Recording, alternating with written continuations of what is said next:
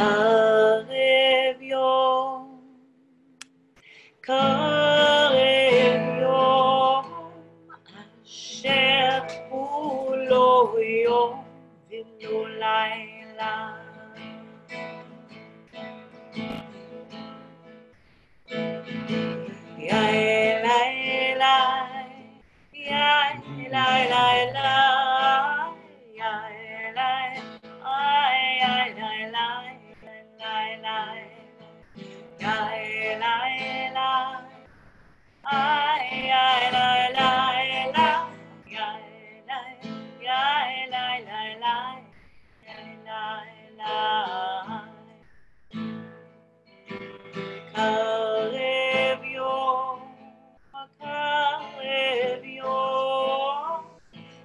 אשר הוא לא יום ולא לילה. קרב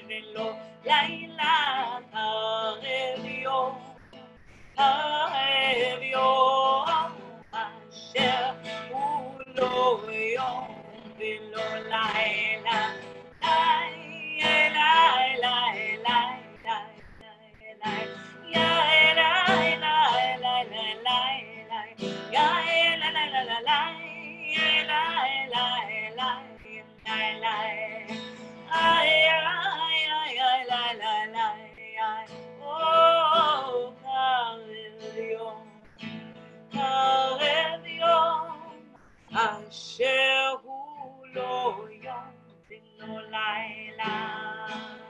We will be starting shortly, my friends, and it is 7 p.m. on the East Coast. And if it is your practice to run out to the streets right now, raise your windows and clap with all your might for the next minute. For all of our essential workers out there, now's the time. We're going outside, clapping our hands and shouting out with love. Thank you!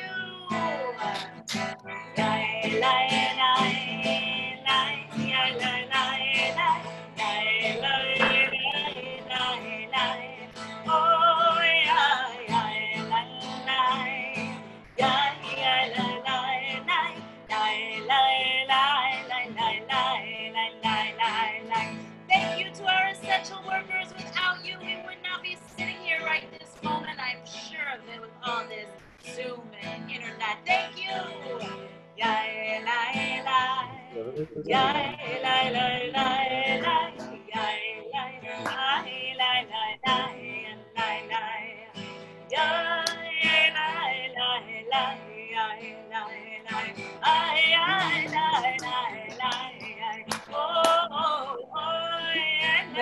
Isn't it amazing?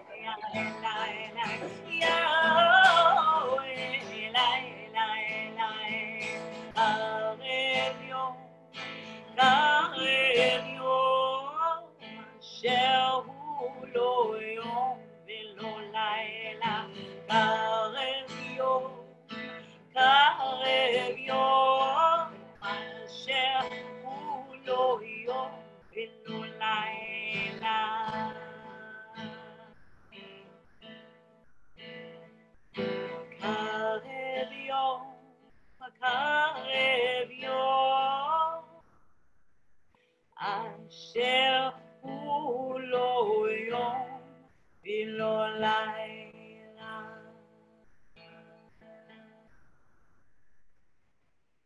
The day comes near, neither morning nor night. This day comes near, neither morning nor night. And we're asking for the light to penetrate this night. And we're all gathering here for a never before attempted mass second Seder, all of our homes, all of our hopes, all together, trying this ancient technology anew. Welcome, friends from all over the world, to this auspicious night, Passover. My name is Amichai. I'm one of the rabbis here at LabShul, and here with an amazing team of dedicated spiritual vessels working around the clock these days and tonight to make sure we're all together. So welcome wherever you are. I invite us to take a breath,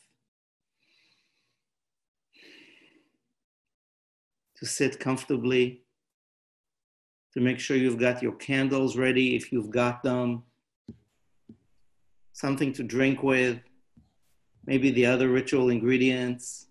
If this is your first Passover Sayder, welcome. If this is your 100th Passover Sayder, welcome. If this is your first ever Zoom Seder in the middle of this, welcome. It's an honor to be with all of us together. We're going to be muted for part of this and unmuted for part of it. The chat box will be used. There'll be videos posted from Shira Klein's awesome new kids selection. If you ever get a little bored with the little ones or your inner little one, we're going to try and make this work. It is a night of transformation from the first stop on this holy train, Kadesh, sanctifying, to the last one, Yitzhak, that's coming up. So I'm handing it over so we can light the light tonight and sanctify.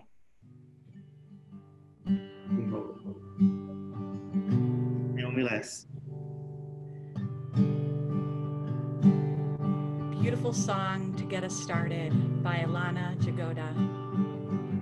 I'm gonna light this candle for those who feel alone. I'm gonna light this candle so they may find their way home. I'm gonna light this candle for those whose hearts are broken, so they may know that we've heard the words they've spoken. Gonna light this light tonight.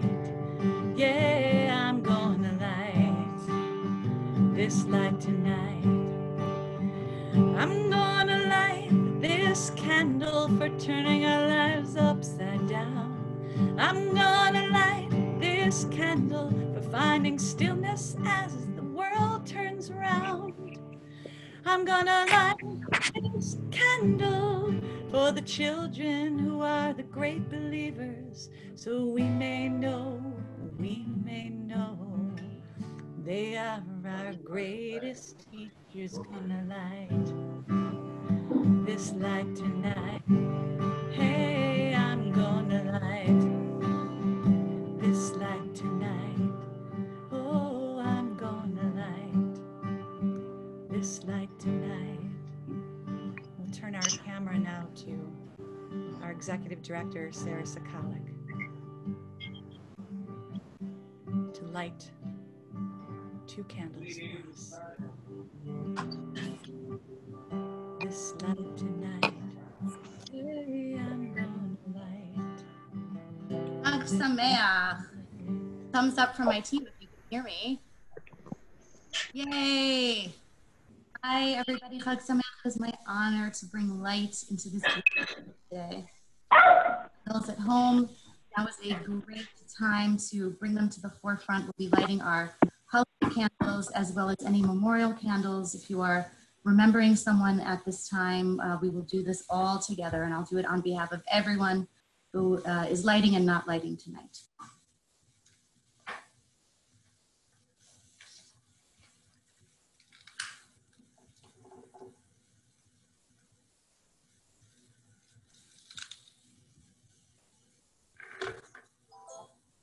Baruch atah Adonai, Eloheinu ruach haolam, asher kidshanu b'mitzvotav v'tzivanu, lahadlik ner shel yom tov. A blessing. In the presence of the infinite, we treasure our sacred tradition as we ignite the healing light of this sacred night. Yeah, well, I can't hear the. I'm gonna light this light tonight. Yeah. Oh, I'm gonna light this light tonight.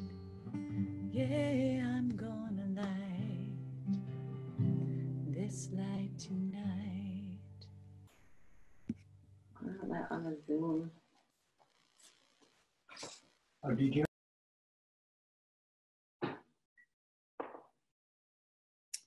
I invite you to invite to your Seder table tonight as we have lit these beautiful candles and another memorial candle, wherever you want to sit at your Seder. Mm-hmm.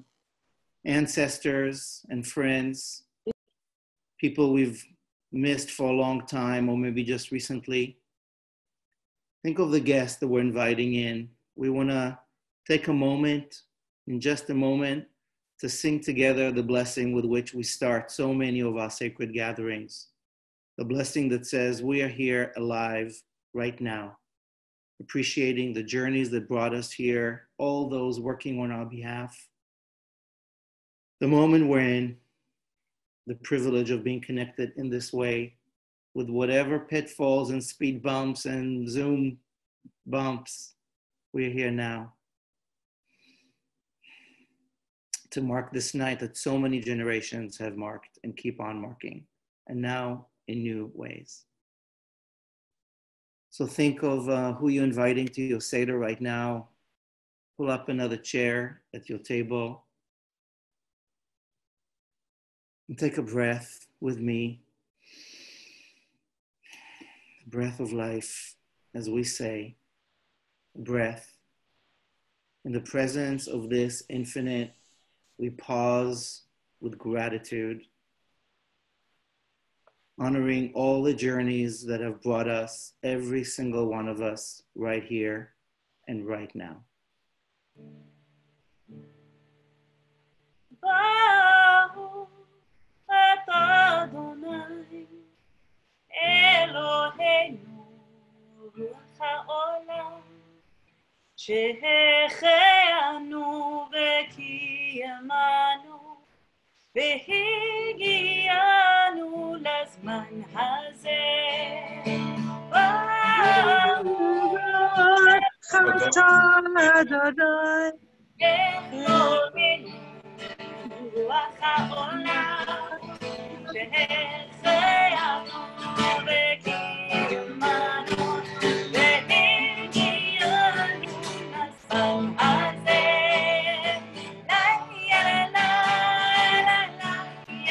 Clap your hands with me.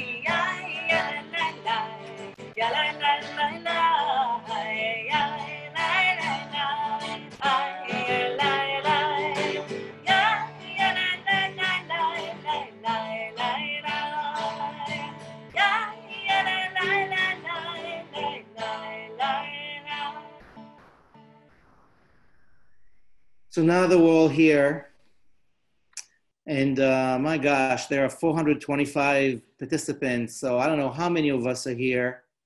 I don't know, this might be your biggest Seder ever. I think it's mine. And wow, here's to leaning into difficult new ways of being present. Before we focus on our Seder plate, make sure we got everything we need for the gastro-Judaic ritual of tonight, where every bite matters on multiple levels. I want to share a very short story with you that I heard this morning from a great teacher.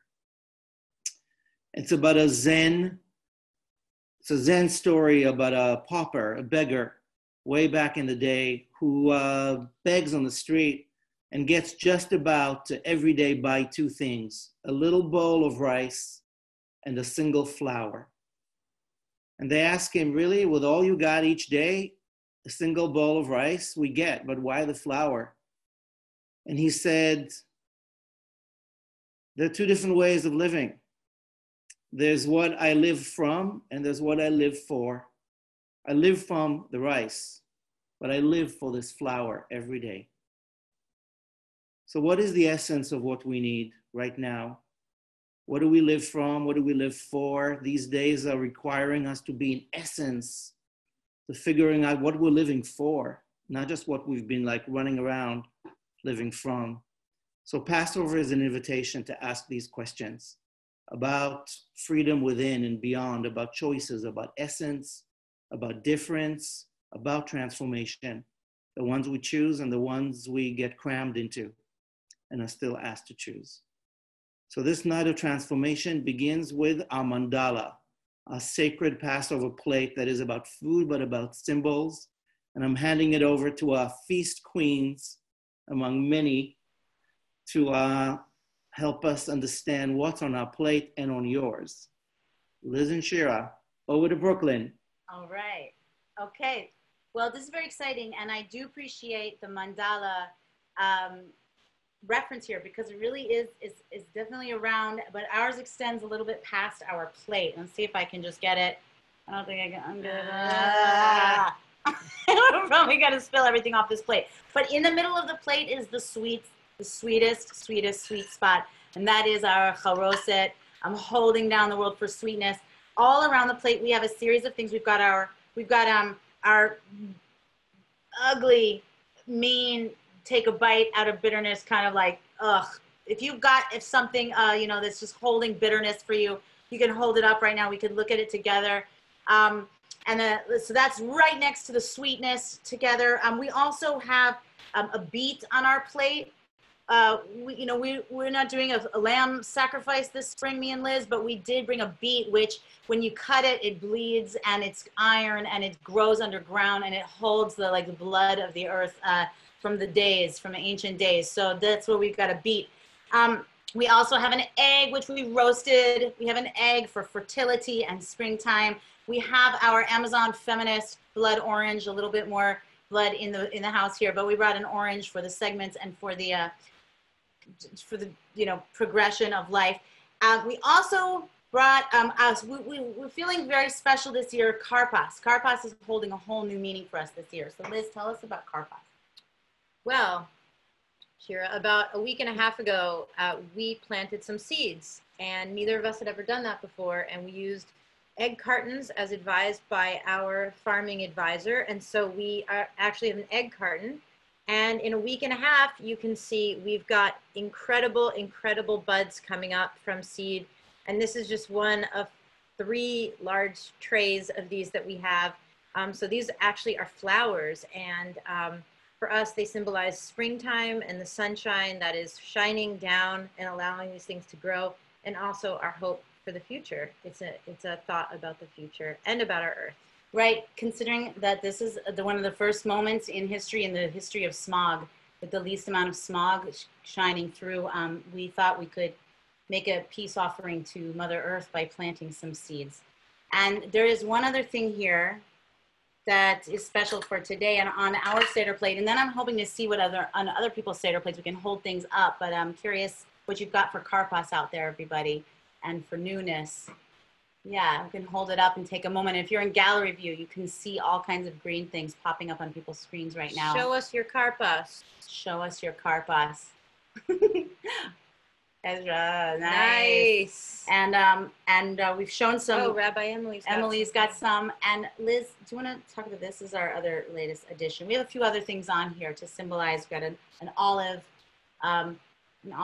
from the Middle East on here, and a few other special things that are sacred to us. But well, we really wanted to think about this moment and what would go on the Seder plate in this moment. And the item that we chose was, we actually took a screw or a nail, and we thought about all the essential workers who are out there making sure that things are staying together as much as they can. And we thought, what is the most utilitarian little piece that you never think about, but it's so critical to making sure everything runs from our gas and electric to our Wi-Fi. So thank you to all the workers who are out there, and this screw's for you.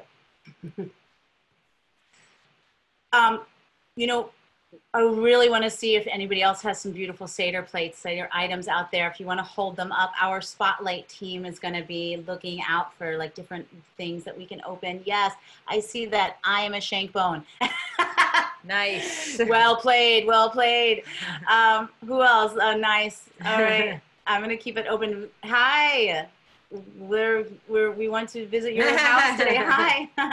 Beautiful. Excellent. Yes. Well done. Anybody else? We have 18 screens here, but oh, Naomi, that was beautiful. And I know you have a lot of your mom's ritual items with you tonight.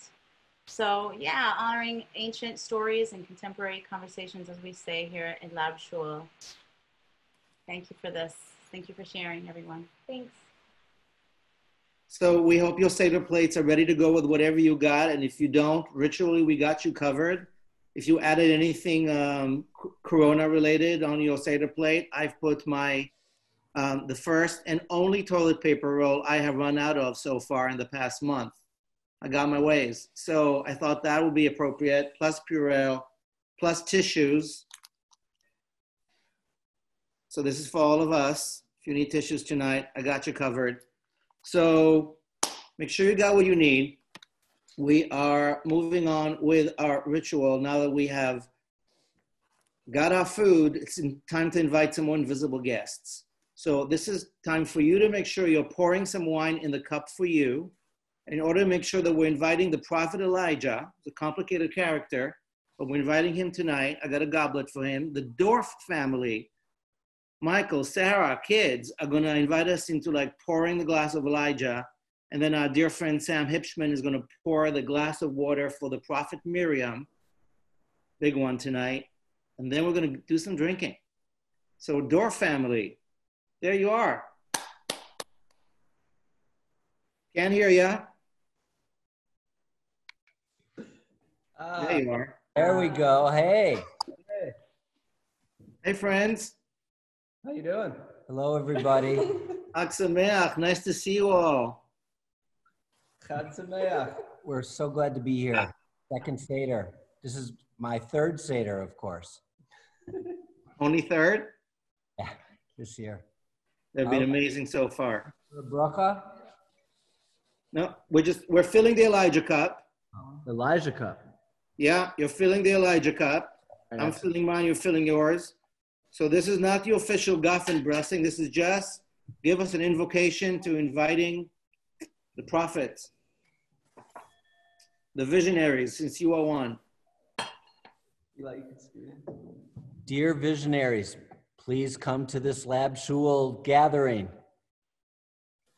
Wherever you are, don't bring any more virus. Amen. Amen. Amen. Amen. Thank you for helping us invite visionaries and the prophet Elijah. Michael, may we raise many glasses of wine together at your beautiful New York winery and all over the country. We shall overcome. You are muted again, unfortunately. There you are. Who's doing that, Sarah? Thank you for doing this service and everything you're doing. You guys are on the front lines of bringing spirituality to a lot of us who need something right now. So thank you, Amichai, team, everybody. L'chaim. Thank you, Michael, and to all of our friends on our board and team and volunteers filling up our cups. Here's to visionary and prophets. And I'm handing it over to our friend Sam Hipschman, who's an amazing community volunteer, to help us fill up the cup of water for our prophet Miriam. Hey, Sam. Hello.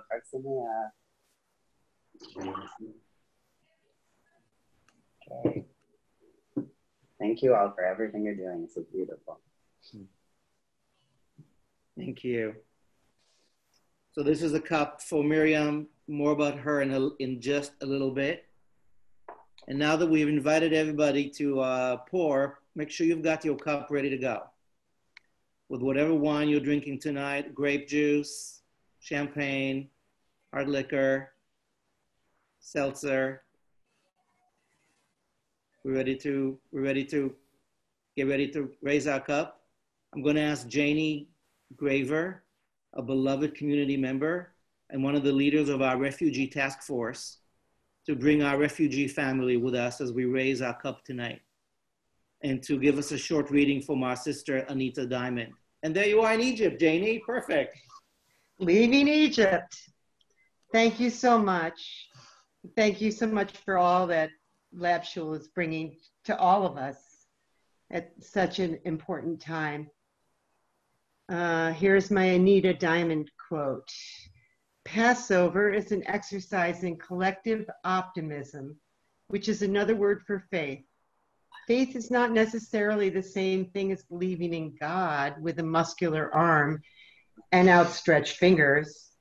Faith can be a commitment to the unprovable proposition that it's worth the struggle to cross the next impossible barrier, to seek meaning in our lives, to try again, and do justly and build another peace.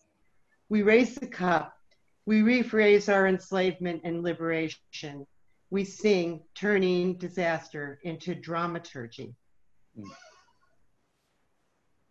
Amen.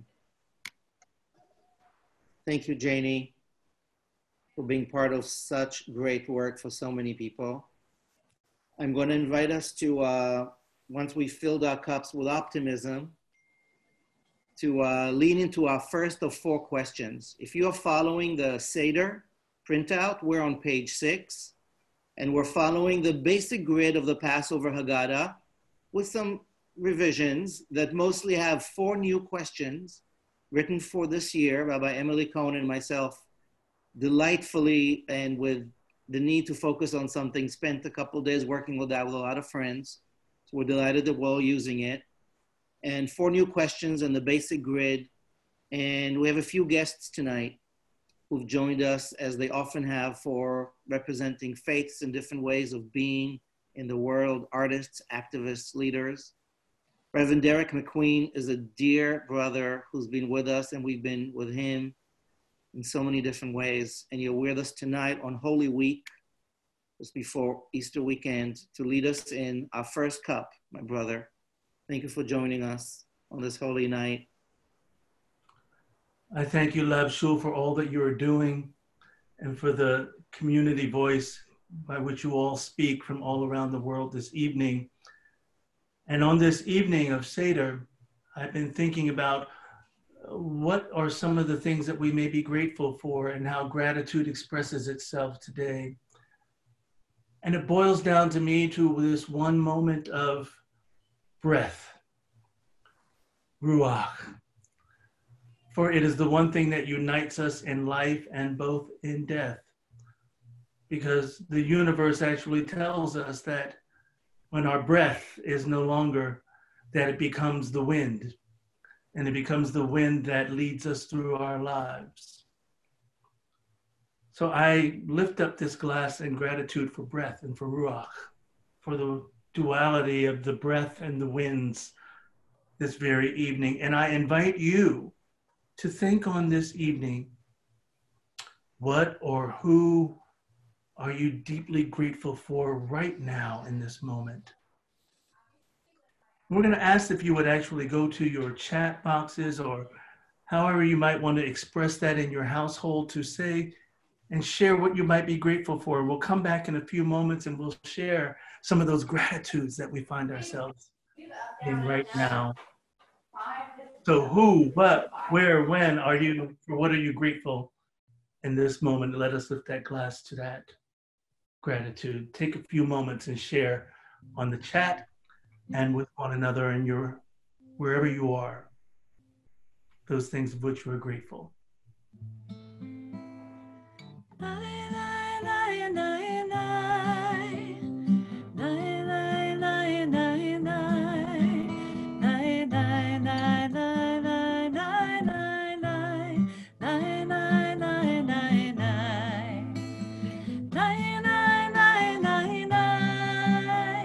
I've never seen the chat box move that quickly.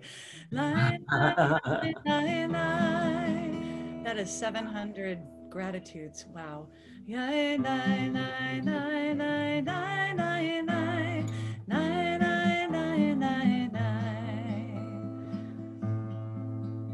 Reverend Derek, I see healthcare workers and community. Family and being on this great earth and ancestors and family members.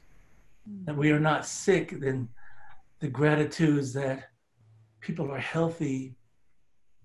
Oh, and for meditation practices that keep you grounded and focused. as these chats. Oh, and ice cream. Yes, ice cream. I'm not a sweet eater, but my freezer is full of ice cream and cookies right now. So I'm grateful along with you with that. And for daughters and sons and mothers and fathers and all of those who claim themselves and their own identities, I am so grateful as well.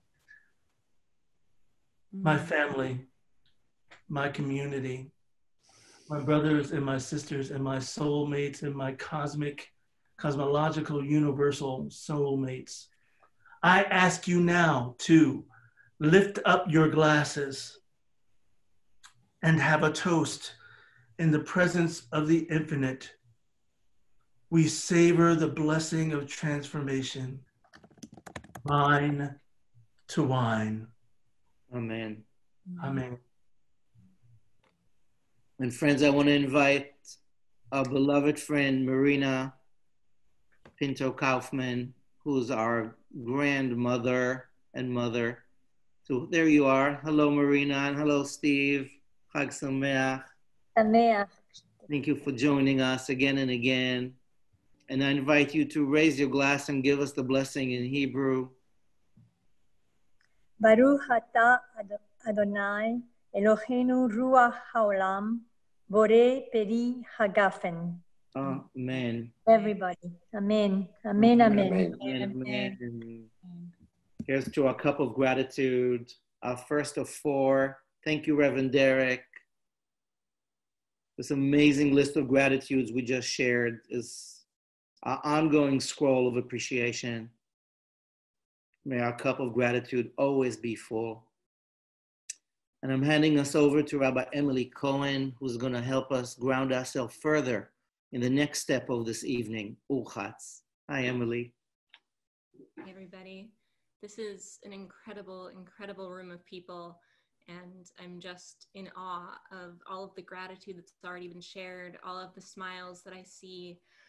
What amazing times that we live in. And what deeply, deeply troubling times we live in. Before we start this moment, I'm actually going to share that Shira Klein has produced some amazing content for kids. We're about to throw a link to a video into the chat on the side. So if you have little ones and you'd rather not have a conversation about the current situation outside of our homes, you might want to click on that link and have your little ones enjoy that video for a few moments instead while we're speaking about this. But what we're going to be talking about for just a moment is Miriam.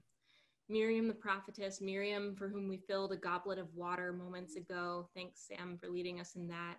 Miriam, who had what to give to whoever needed it. We need those healing waters that she brought right now more than ever, in a time when so many are suffering, and when even when we're here and we're healthy, thank God, and we're safe, thank goodness, we may still be in need of healing for our minds. And I'm certain that we know people who are in need of healing for their bodies. So there was a moment when Miriam needed healing. Miriam was struck by something biblical in proportion. And when Moses, her little brother, found out, he just called out, please, please, please, please heal her. It wasn't a thought about prayer. It wasn't something that he had planned ahead of time. It was just that immediate response, in the same way that whenever we find out that somebody that we care about is hurt, we just say, oh my goodness, please let them be okay. Please let them get the healing that they need. So these words, Ana Elna Rafanala, please, please, that source of infinite blessing, please bring healing to those whom we love, those whom we care about. So I'm going to play for just a moment, and I'll invite you, with our gratitude still ringing in the chat, to share some names at your tables or in our chat box of people that you know who could use some healing. And those people can even be yourself. So I see there's already some names coming in. So just take a moment, reflect on all those in your life that you're hoping will find a moment of healing this Passover.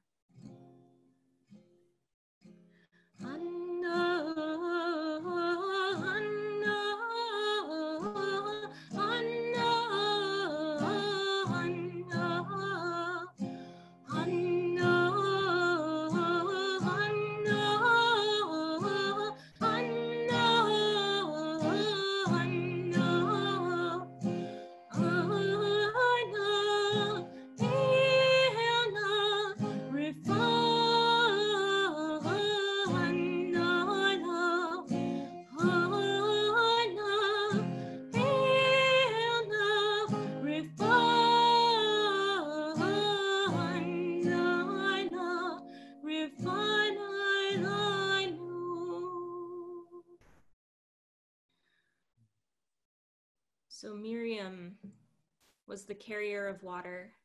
And this is our first opportunity to wash. We'll have another later on before we get to our meal. And for this moment, I'll invite you to wash ceremonially if you choose to stay at your table, to rub your hands together, and to just remind yourself of what you need to feel like you are cleansed, to feel like you are clean, to feel like you're ready. If you choose, of course, you're also welcome to go find a sink, find a water basin, find a bottle of Perel appropriate for this season, but take a moment, take a breath, and find a moment of cleanliness and purity and sacredness at this moment where so many are in need of that clean sense of self. Amen.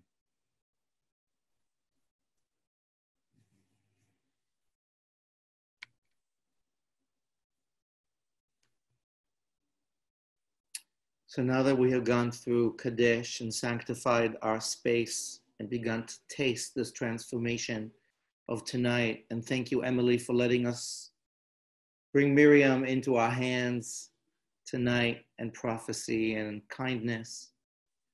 We're going to move into Karpas, and Ezra is going to lead us into this let's eat, folks ritual, much beloved and often forgotten. Ezra Bookman. Hey, brother. Hi, nice to see you through the screen. My name's Ezra Bookman. I'm LabShul's artistic director. Karpas is Greek for appetizers, and we usually hold up some parsley, which is a great symbol, but I don't know about you. But for me, that's not exactly an appetizer. So at my table tonight for the Karpas, we've got a deviled egg and some tahina and these like Moroccan carrots and some beets and some salad. So after the blessing that we're going to share together in just a moment, feel free to liberate yourself from the suffering of waiting endlessly to start the meal and grab some apps or some snacks, get creative, but hold off on the matzah. We're not at matzah yet, but any of these beautiful vegetables and things to satiate you a little bit before we get to dinner. But before any of that, our very first bite of the night is simple. It's really simple. It's just a plain veggie dipped in salt water. So Amichai always says that we dip in salt water because it makes it more delicious.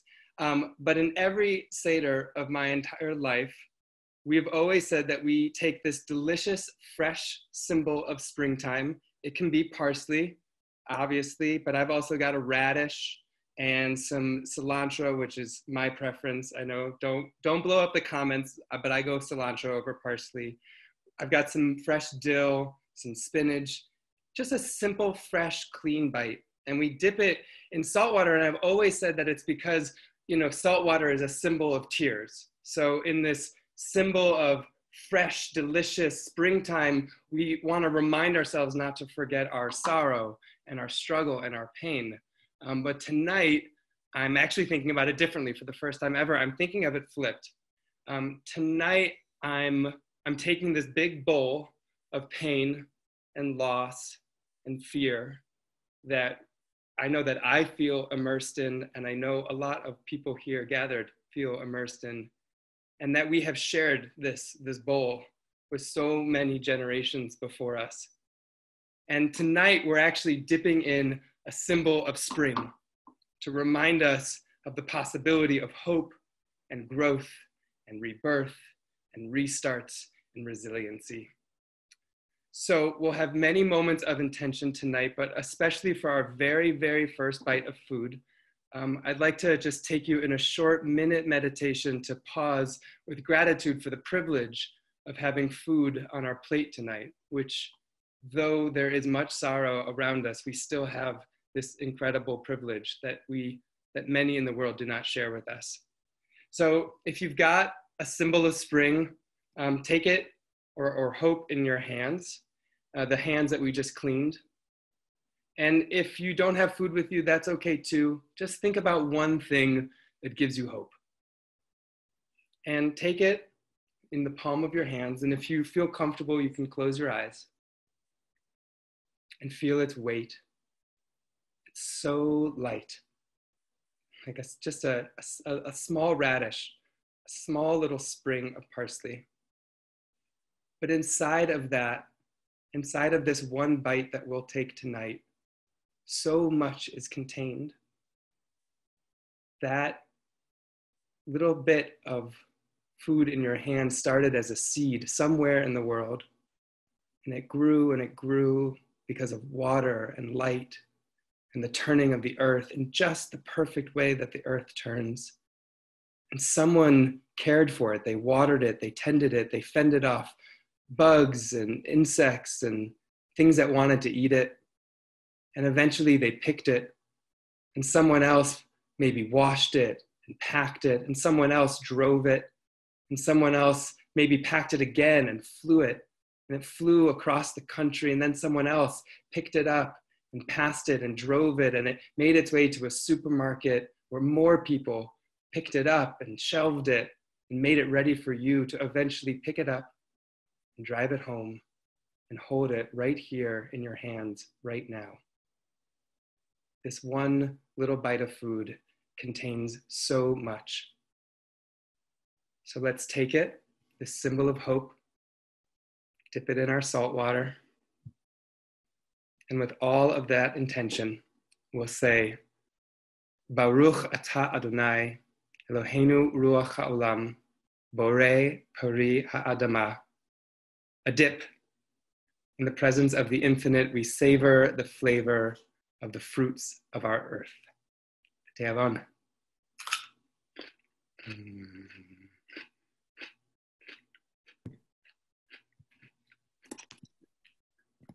Blessed be this asparagus and the brave people in the grocery store who are still working there and showing up. Thank you, Ezra, for slowing us down to eat with intention on this night of gastro-Judaic alchemy. Now that we have bitten into, and please, as Ezra said, don't stop eating. If gefilte fish is your thing, this is the moment. Soup, don't wait. We're gonna have dinner probably at around 8:15, and by dinner I mean main course. So get going. I'm heating up my soup as we speak. So we're moving to the next part of tonight, number 4, Yachatz. Children, if Afikomen is on your mind, stay alert. Everybody, if justice is on your mind, pay attention.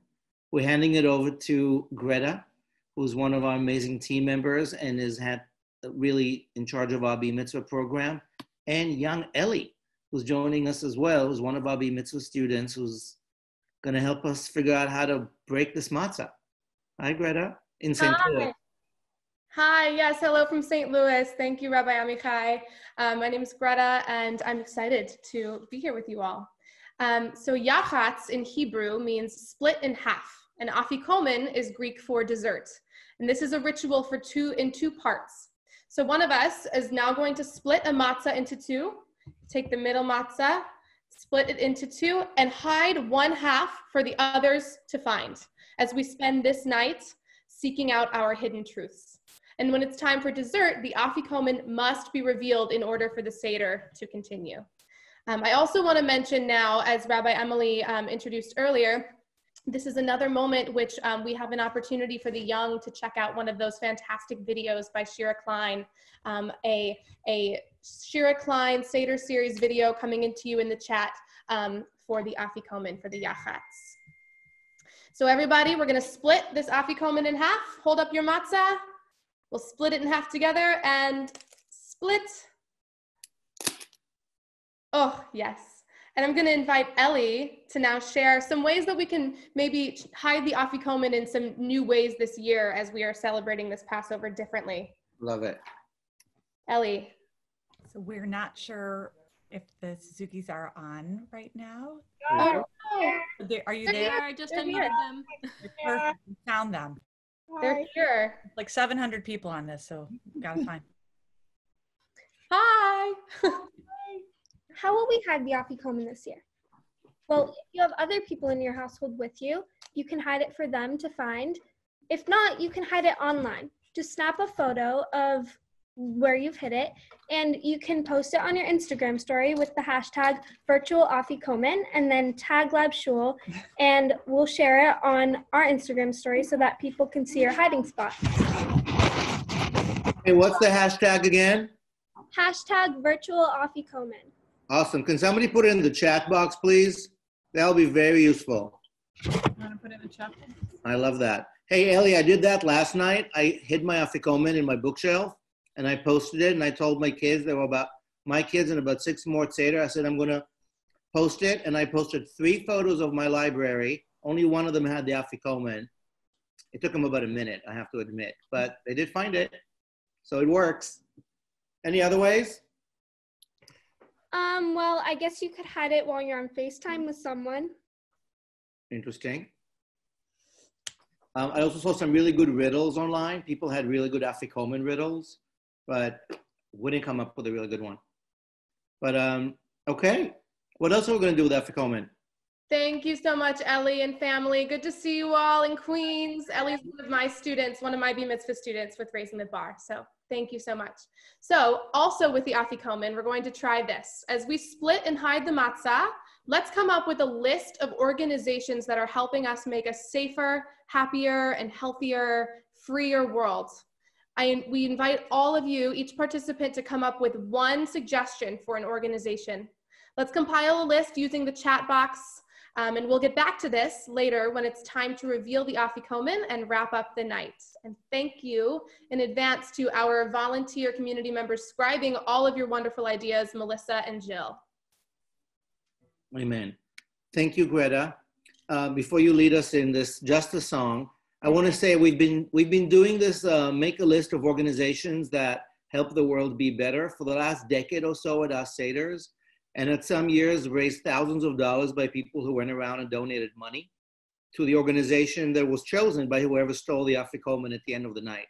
We're changing it this year, as Ellie and Greta told us, so we're not going to collect money necessarily, but all together we can come up with a really amazing list that will help us help this world at this moment be an even better place with more justice, freedom, and dignity for all. So those names are coming in. If you're at a Seder together, think of a couple of organizations you want to prioritize. If you're alone at Seder, this is our way to afikomen as well. And may we come with intentions and with our hands to break what's needed and fix what's needed. So get that list going. Greta's going to sing to us for a couple of minutes while we populate this list that will be revealed in its fullness at the end of the night. Thank you.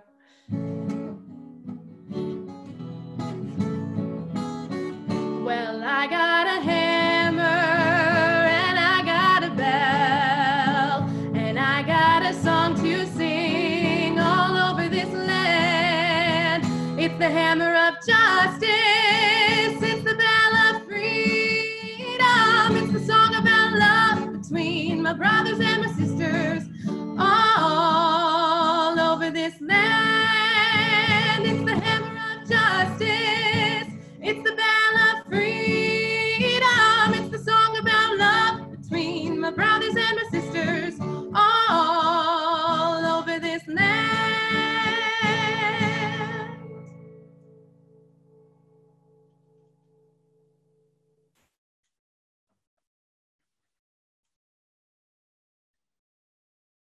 Okay, I got my stuffed mushrooms all heated up. Karpas, keep it coming. Ellie, thanks for that afikomen. We're going to move on to our next step of the night, and this is the big one, my friends. Magid, step 5. I believe we're on page 12 in our Seder Haggadah. More importantly, this is a moment that children of all ages, but especially the youngest one, worked for all year. So, Manishtana, the 4 questions for us to look around and say, what's new tonight? We're going to add a 5th, and we're handing over to, I think, Shira to... handing over to Michelle. To Michelle. Okay, great. Hi, Michelle. Hi, Gigi. Let's go. Okay, 1, 2, 3. Manishtana halayla hazeh mikol halelot, mikol halelot, shebechol halelot, anu ochlim chametzu matzah. Sure, you're going to do your record. You're doing yours. Matzah. Halayla hazeh, halayla hazeh, matzah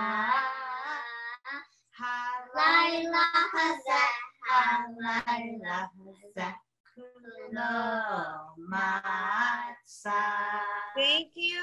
All right. That was beautiful. What a way to open it up. And now we're going over to Ariana Sakala. Shebechol halelot anu ochlim she'ar yerakot she'ar yerakot halayla hazeh maror look at the Laila hazeh maror. Thank you, Ariana. And now we're going to zoom over to Zara. Zara, give us the maror again. Give it to us with all that. Okay. Shebechol halelot anu ochlin she'ayerakot Haylayla hazeh maror Haylayla hazeh maror Yeah. Thank you for all these important questions. All right, Vera, where are you? Vera, there you are. Let me try. That was beautiful. What do you want to do with? Yeah. Shebechol halelot ein anu matpilim afilu pa'am echad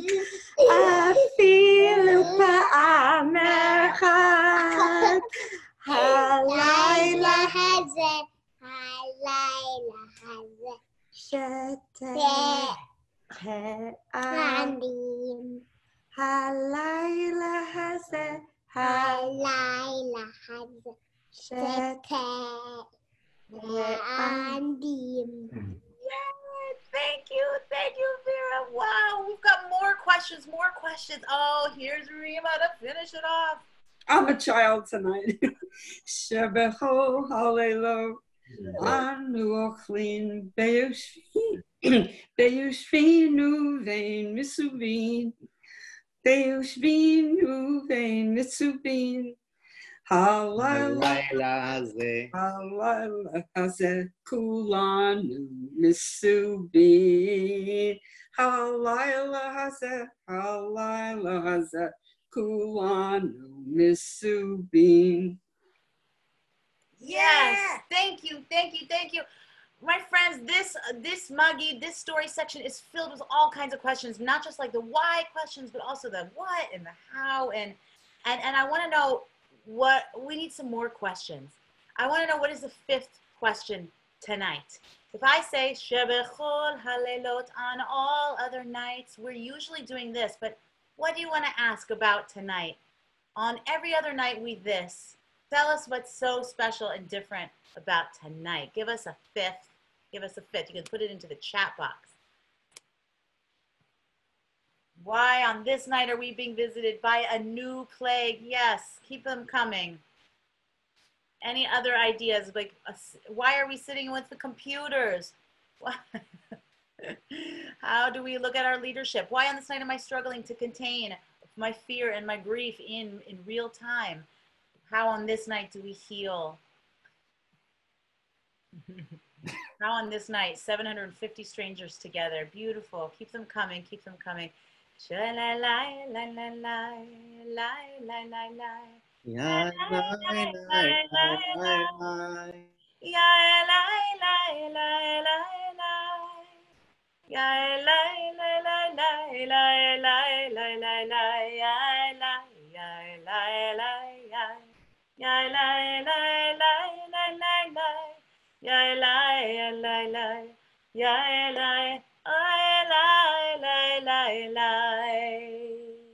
Thank you to the children for always being on the front lines of asking questions and challenging us to tell the truth.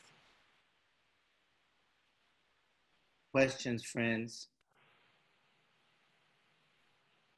Amazing questions. Amazing questions.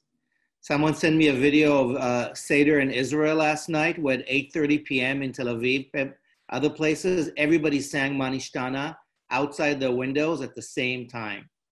And it was just amazing. And maybe it's a new tradition. So we're learning so much about how to tell the story, this story right now that we're in the middle of. And for generations, our ancestors have been meeting on this night, the full moon, the pink full moon, to remember something that some say happened and some say it's a story, but it's our story. And Magid is storytelling. That's our way of saying once upon a time, our ancestors were enslaved in a place called Egypt, Mitzrayim, the narrow place. And because of a lot of effort and a lot of interventions, change happened. And on this night, after much turmoil and many plagues, change happened.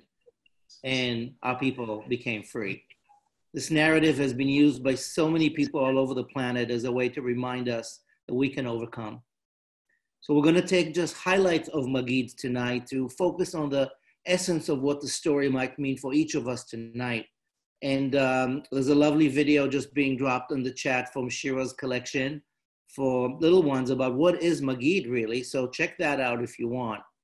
And if you want to stay with us, I want to invite you to take the matzah, either the half you broke or a full one from your plate, and hold it up to the screen. Because we're going to really sanctify in our gastro-Jewish transformational ritual tonight what this matzah is. And I'm inviting my dear friend and teacher, Marcus Holly, to help us chant this text together that's in our Haggadah that says, what are we holding here? What are we holding here? And more about that in a moment. Good evening, my friend. Welcome. Chag Sameach. Chag Sameach. All right. As we're holding up the matzah, friends, I'm inviting you to really fill your screen with matzah. Can we have like a matzah tapestry here? There you go. Matzah box works. What are we holding here? Marcus, lead us. All right. So this is the Halachma Anya, using a tune that I wrote called Harriet's Nigun, which is inspired by the words Harriet Tubman sang when she left the Poplar Neck plantation, which feels especially fitting in this moment.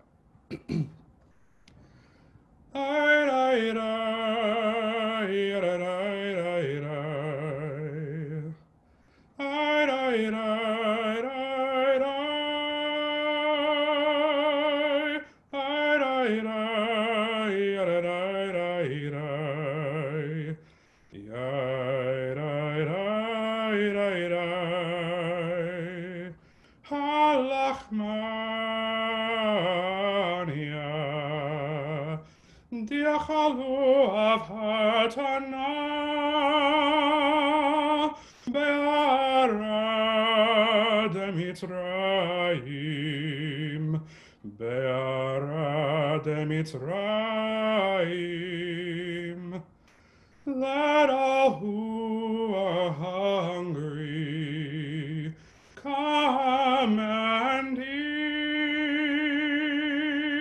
Let all who are in need come and pass over with us.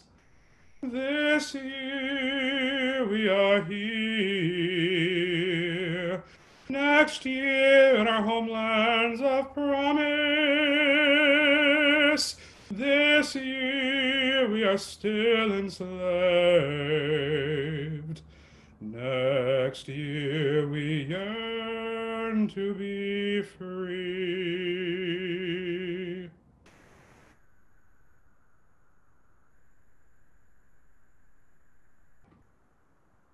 Lachmaniya.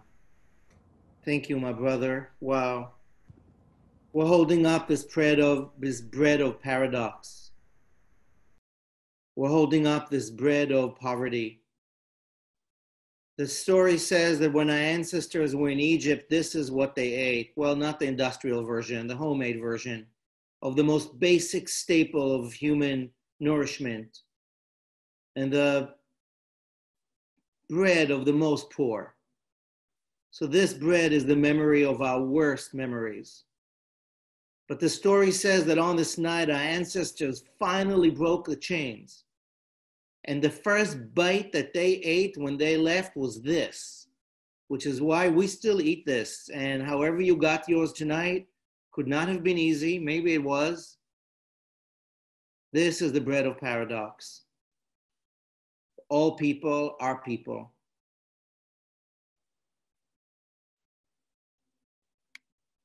So I'm going to ask us now to really lift our glass for the second glass of Magid as we tell the story tonight. To put a matzah, not literally, in our cup, to fill up your second cup with whatever you got, so we can ask our second question.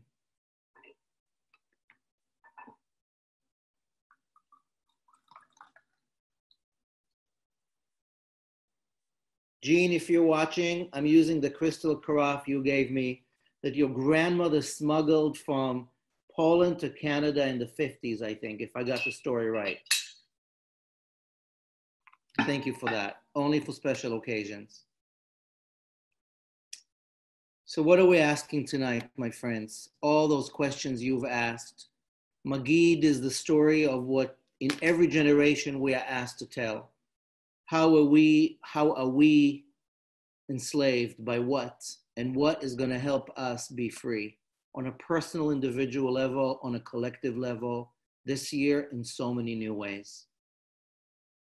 Esther Perel, my dear friend and teacher, was going to join us tonight and lead us in this conversation. She apologizes for not being able to join us tonight. She's got a lot going on and is rather exhausted. So I'm going to fill in for her. Ask us this question and then attempt to break this huge collection, this gathering, into small breakout rooms for just a couple of minutes. I'll give that instruction in just a sec. But here's our question for tonight. If the matzah is our bread of paradox, our worst memory of enslavement, and our most audacious liberation, how does that echo for you tonight? Where does something from the Passover story echo your reality right now? There's so much talk of plague, and there's so much talk of what does it take to change. The story, this myth, this master epic is so much of who we are. Ma nishtana tonight. So think of what this paradox is from your context. Absolutely. Thank you. And I'll be brief, but beyond being a minister at Judson Memorial Church, I'm also the multi-faith organizer for New Sanctuary Coalition, which is an immigrant rights organization that many of the folks probably who are here tonight have volunteered in some way for. And so first of all, thank you. But right now we're spearheading a campaign, hashtag free them all.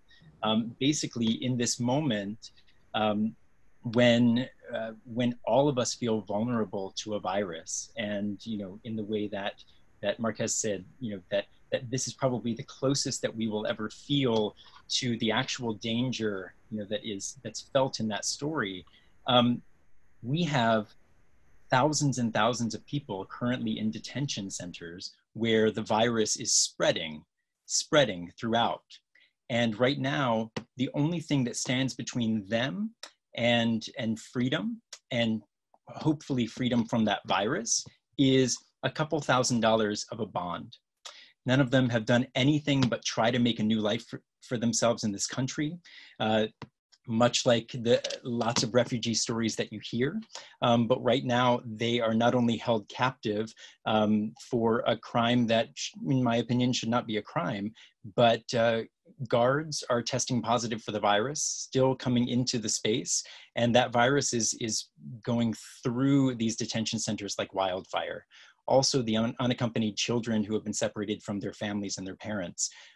We have foster parents and folks at these care centers who have also tested positive for the virus, and they are coming in, and we're seeing positive cases among children who should be reunited with their parents anyway. And while they're kept in captivity, they're also very, very vulnerable to this virus. So that's what I'm holding in my heart tonight.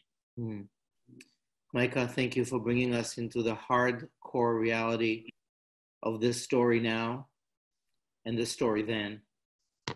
You know, in tonight's version of the Seder, we're not really pausing to get into the blow by blow of those 10 plagues and the conditions of this ancestry of ours, our human ancestry, beyond the story of the Exodus, where so much humiliation and degradation is caused by us, for any number of reasons. And I'm honored that on this night, on Holy Week, you two are with us as a partner, both with Judson Memorial Church and the new Sanctuary Coalition, to remind us that we get to also be Moses to each other and work together. Absolutely. You all are inspiring to me, so thank you for letting me be here. Thank you. Thank you, Micah. And I'm glad you're here. I hope Dana's here. Folks, I'm going to invite you to really take into main course, which will happen in a bit, this question. In this paradox of this matzah, a taste of oppression and all these awful realities and memories, what is also the taste this moment of something that feels like hope, that feels like change, that feels like, wow, we're slowly moving out of this patriarchal reality into something else, to a lot of pain and a lot of effort. There is a link between that ancient Passover story and now. And we're honored tonight to try and probe a little bit of it. As the night goes on, maybe we'll shed more light on it, invite Micah to share with us some more in a bit. And Marcus, the amazing video you were part of, the Japhids put out, Let My People Go, so powerful about what's happening right now in incarceration in this country. Right now, we're going to play that later on at the night. So friends, at this point, I'm going to invite you back from your breakout rooms that I guess we're all in the ballroom together. And I want to share with you one thought, and then Naomi's going to lead us in a song before we break into matzah, eat it for real. Get the horseradish making us cry, mix it with sweet, sit down for matzah balls, or whatever you got on your plate. So I don't know if some of you saw the video that we sent out yesterday. Yes, that was yesterday. And if you haven't, don't worry about it. You're getting the short preview right now. But for the last couple of weeks here at home in Harlem, Zooming like crazy, figuring out how to be present to my children, my mother, my friends, myself, this community, so many others. This one Passover poem kept ringing in my heart, V'hi she'amda, from a beautiful tune that was composed in Israel about a decade ago. And I grew up on this song, V'hi she'amda, and it was always about survival. My father, who was a Holocaust survivor, would sit with us at Passover Sayder, and we would say, yeah, that's what survival looks like. And the poem says, it goes back to the 2nd century or so CE, that in every generation, there have been foes who tried to kill us. And the Holy One, blessed be He, saves us.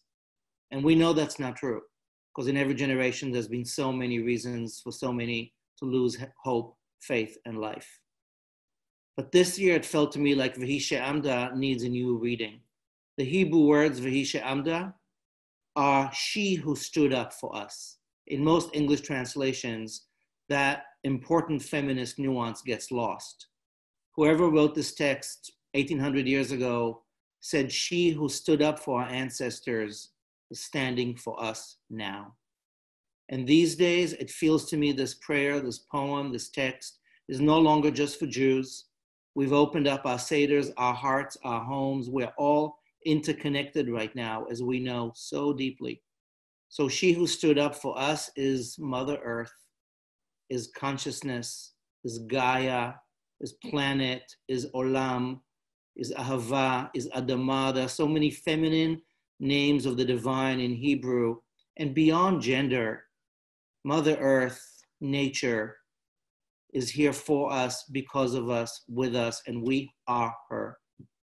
So we're going to sing the song tonight, V'hi she'amda, she who stood up, persisted, is reminding us now to be there for each other, to be here for the earth, to not lose faith, and to work together to liberate all enslavements. all of our laziness. All of us, I could have, I should have, I would have, I didn't, and step up on this Passover night. Naomi, thank you for leading us with this Vehi She'amda, she who persists. Vehi She'amda Lavotenu, Vehi She'amda Limotenu Velanu, Shelo Echad Bilvad Amad Aleinu Lechalotenu, Amad Aleinu Lechalotenu. Vehi She'amda Lavotenu, Vehi She'amda Le'imotenu Velanu, Shelo Echad Bilvad Amad Aleinu Lechalotenu, Amad Aleinu Lechalotenu. Ve'akadosh Baruch Hu matzilenu, matzilenu mi'adam. Ve'akadosh Baruch Hu matzilenu, matzilenu mi'adam. Vehi She'amda Lavotenu, Vehi She'amda La'imotenu Velanu, Shelo Echad Bilvad Amad Aleinu Lechalotenu, Amad Aleinu Lechalotenu. Ve'akadosh Baruch Hu matzilenu, matzilenu min ha'adam. Ve'akadosh Baruch Hu matzilenu, matzilenu mi'adam. Vehi She'amda Lavotenu, Vehi She'amda La'imotenu Velanu, Shelo Echad Bilvad Amad Aleinu Lechalotenu, Amad Aleinu Lechalotenu. Amad Aleinu Lechalotenu.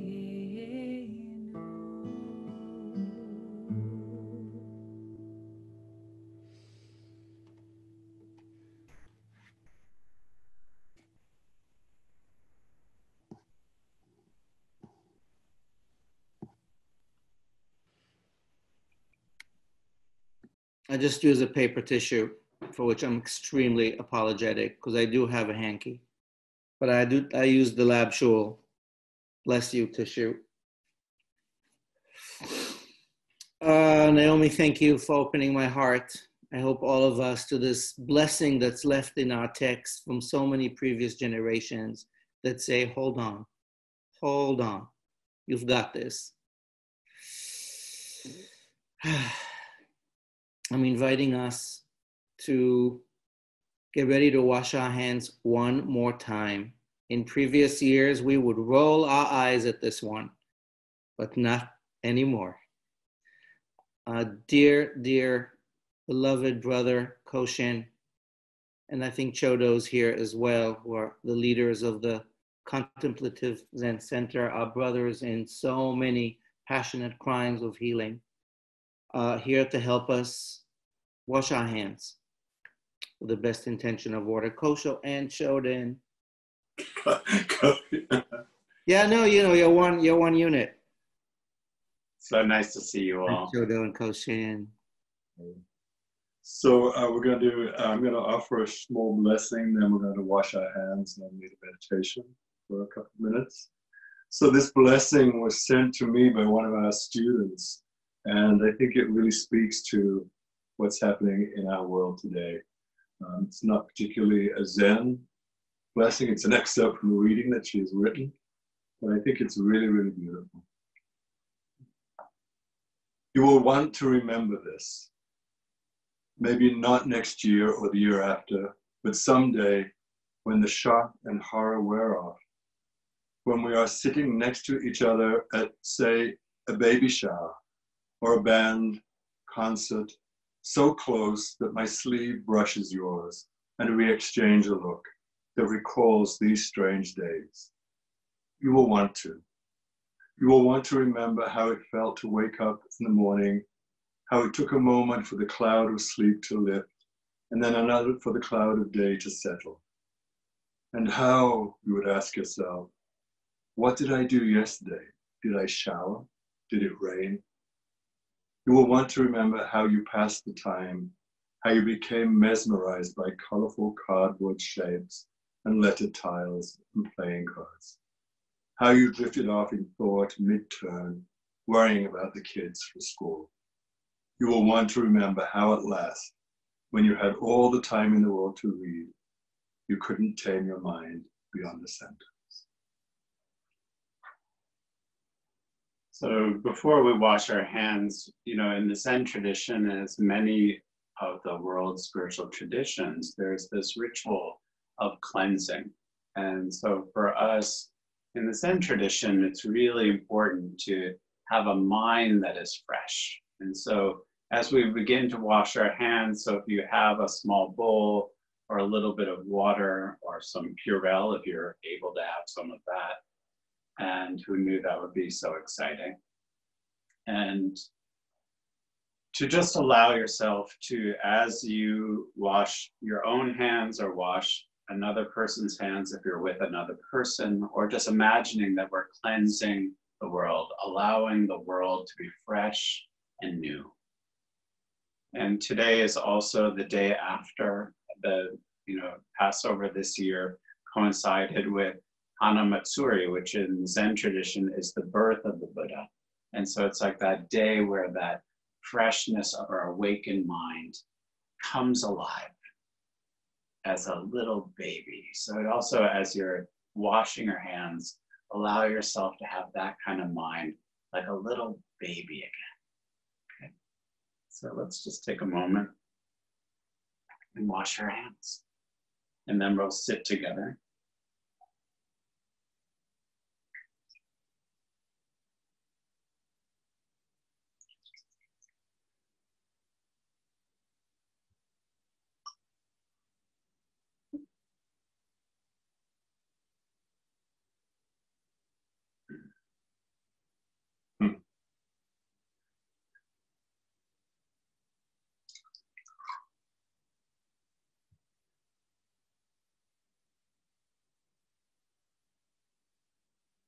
And just enjoying that we have a little fun. So let's just sit for a moment. And as we sit, to consider someone in your life, maybe someone that you care for, or someone that you've heard about, who you wished and are wishing on this Passover Seder could have that freshness of attitude, freshness of heart, freshness of compassion. So we'll just sit for a moment, and I'll ring the bell 3 times. We'll sit for about 30 seconds and just extending out that freshness to someone else.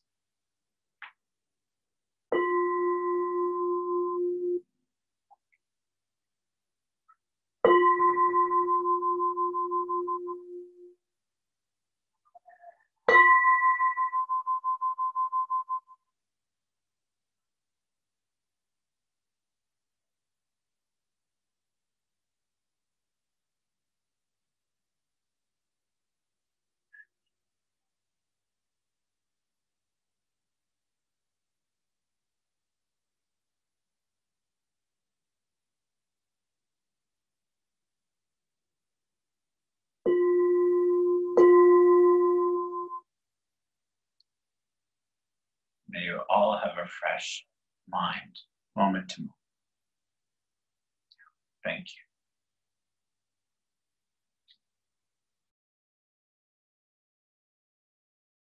Together that again has been in our repertoire for so long, but now has so much new life. So if you want to unmute yourself for, no, actually you can't unmute yourself because there's too many of us. I'm just going to say it for us and say it with me out loud. Baruch atah Adonai Eloheinu ruach haolam asher kidshanu b'mitzvotav v'tzivanu al netilat yadayim. We treasure our tradition with a drop in this presence, immersing our hands in the waters of life and freshness. Amen. Now that we've washed our hands, we are invited to dip into the matzah, the bread of paradox. Thank you, Koshin. Thank you, Chodo, and your cat. And I want to invite Sandy Dubowski, my dear brother, to help us bite into the bread of paradox. So I'm going to read 2 lines from Marge Piercy's poem Matzah, and then move into the blessing. Hi, Eric. Hi. What we see is what we get. Honest, plain, dry, shining with nostalgia, as if baked with light instead of heat. The bread of flight and haste in the mouth you promise, home. Baruch atah Adonai Eloheinu ruach haolam asher kiddushanu b'mitzvotav v'tzivanu al achilat matzah. Amen. A taste in the presence of the infinite. We partake in our sacred tradition by eating this matzah, the bread of paradox. And bite. Yeah, that's a matzah, all right. Same as last night. All right, you guys. Easy on the matzah, people. Ceremonial use only. Because, you know what it does. But mine's whole wheat. All right. We're running a little late. It's the LabShul style, but hey, where else you got to go? Second Night Seder. Susanna Perlman, a beloved sister who made us laugh and almost pee in our pants last week at Soul Spa, is here to help us bite the bitter. We are at Maror, the horseradish, and we got Susanna. You here? Hi. Hey. Hi. How's everybody doing? I am horseradish, the bitter herb. You don't know horseradish when you see it? I know.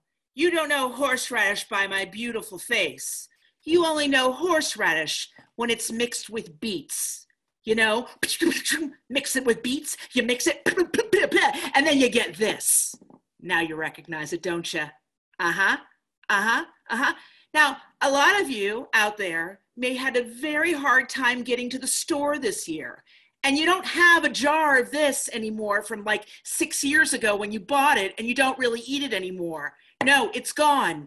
And you don't want to go out to the store, or maybe I don't know, maybe you don't want to go out to a big line at Trader Joe's or Whole Foods or Food Emporium or Gristedes or Big Apple or Target or wherever you're doing your shopping, ShopRite. I've got some alternatives for you. I do, okay? If you cannot find horseradish, you can always use an onion.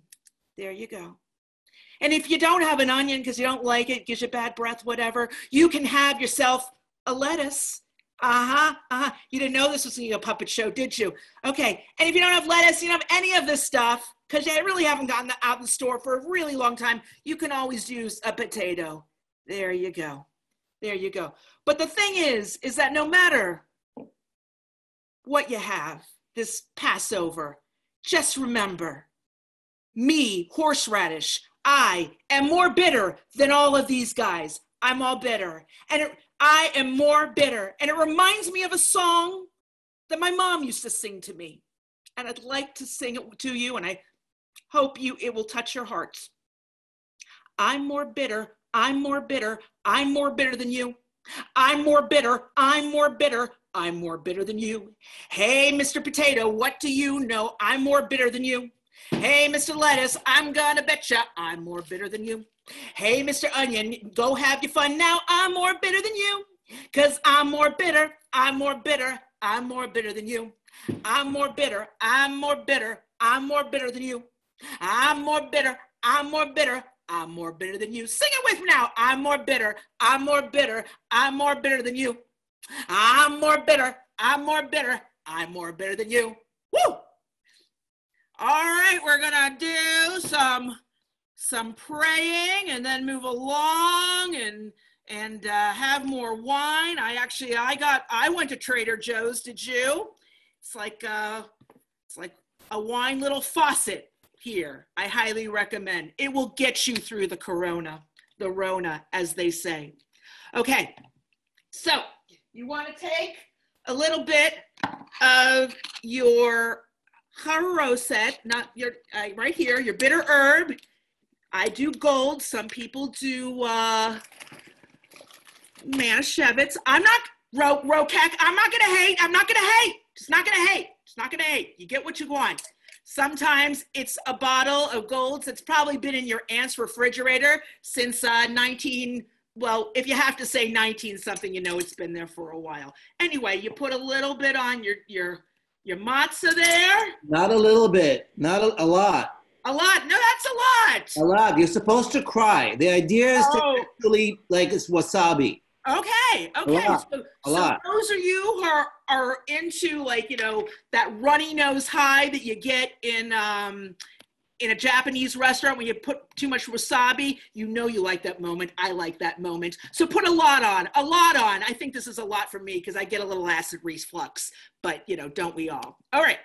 So put on your matzah, and we are going to say Baruch Atah Adonai Eloheinu Melech HaOlam. Ruach. I'm sorry. Old school. I've been going to an old school synagogue for the last 6 months. Anyway, let's go. Let's start again. Take 2. Baruch Atah Adonai Eloheinu Ruach HaOlam Asher Kiddushanu B'mitzvotav V'tzivanu Al Achilat Maror. Oh, that was tasty. All right. Ooh. In the presence of the infinite, we treasure our sacred tradition to eat this bitter herb, root of hardship. Amen. Toda. Wow. Damn, Susanna. This is supposed to be a sad moment, but we figured, like, hey, life's bad enough. I'm definitely, no. Who's more bitter, Susanna? We can have a competition some other time. Let's get there. Let's get there. So, friends, I hope the levity is okay. But otherwise, do heap up on your bitterness. I like crying from this thing. It's a Hasidic tradition. But in order to not get stuck with the bitter, we mix the bitter with the sweet. Hybrids and remixes are the way to go this year, and we need it more than ever. You already met Reverend Micah from Judson Memorial Church. He's back to share with us another moment of reflection on how we mix it all up together. And with him is Reverend Donna Schaefer of Judson Memorial Church, our senior leaders there and dear friends and partners. If you want to see something for the kiddos, a Shira video is dropping in the chat box for another PJ Library step-by-step video series. And I think actually just Micah is joining us tonight. I just got a correction. So Micah, help us wrap this up before we formally eat our main course.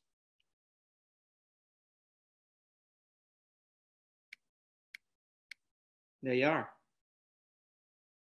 Still muted. No, I can hear you. Here I am. You keep giving me such amazing acts to follow. What do I do now? Hi, everybody. I think Donna is on here, so we can unmute Donna if we'd like. But it's such an honor still to be with all of you. And I'm one of the ministers at Judson Memorial Church and also the multi-faith coordinator for New Sanctuary Coalition. And I bring you greetings from NSC and from our entire congregation at Judson, where we've just finished our own Sacred Maundy Thursday meal together. And in our tradition, Maundy Thursday is the evening when our tradition reminds us of a Seder meal shared between a Jewish rabble-rouser activist and 12 of his friends, just moments before the powers of empire detained, abused, and executed him. But at that meal, even as the danger lurked all around them, our tradition tells us that these friends gathered at table and took a vow to always love one another as their teacher had loved them. A sweet moment in the midst of bitterness that was closing in on them. So our tradition, much like yours, implores us to hold the truth of the bitterness of empire, violence, and cruelty in balance with the sweet promise of collective liberation.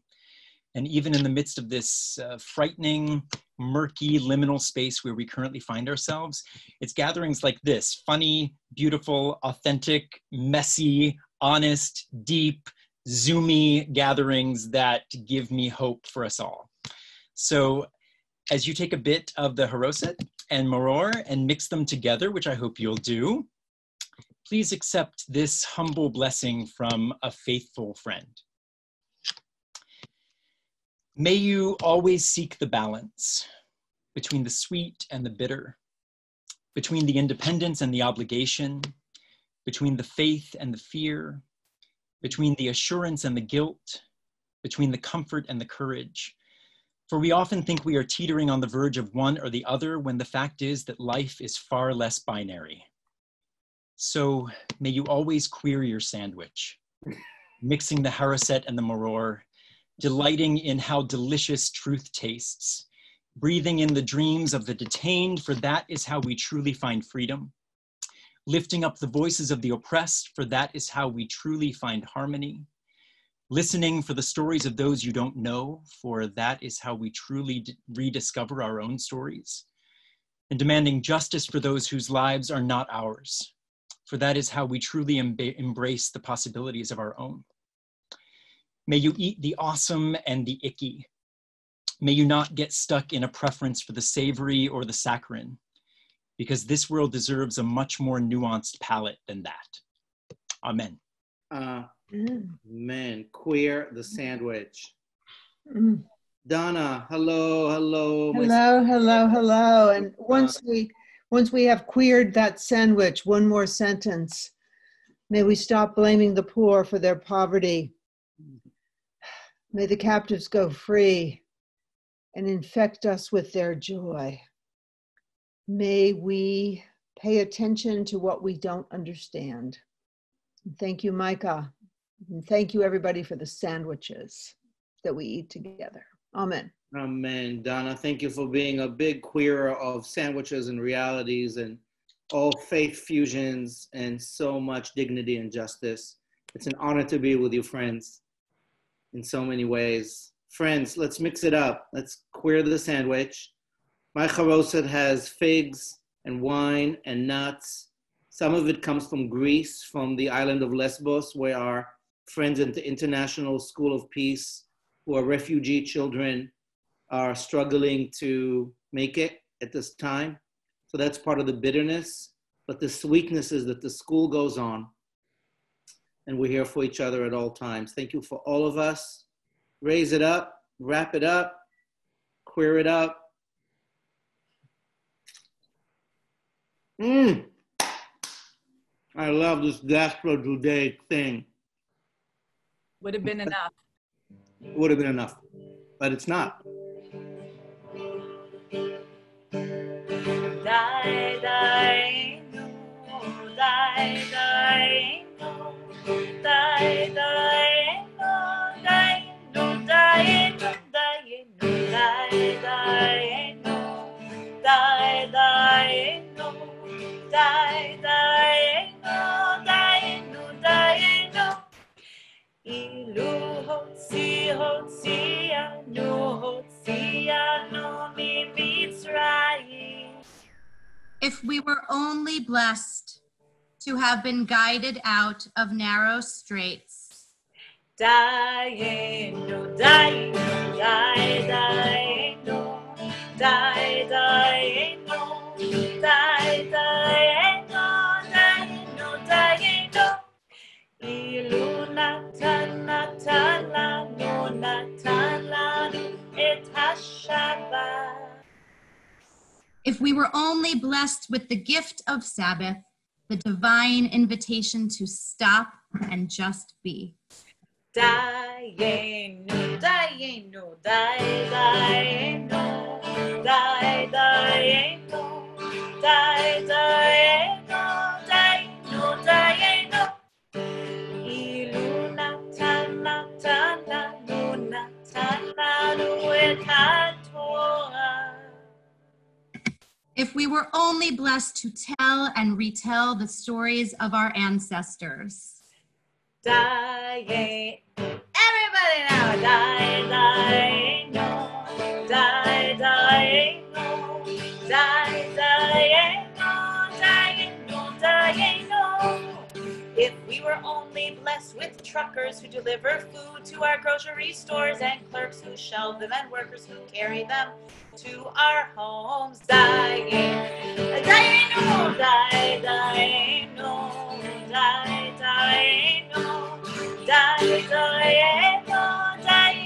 dayenu.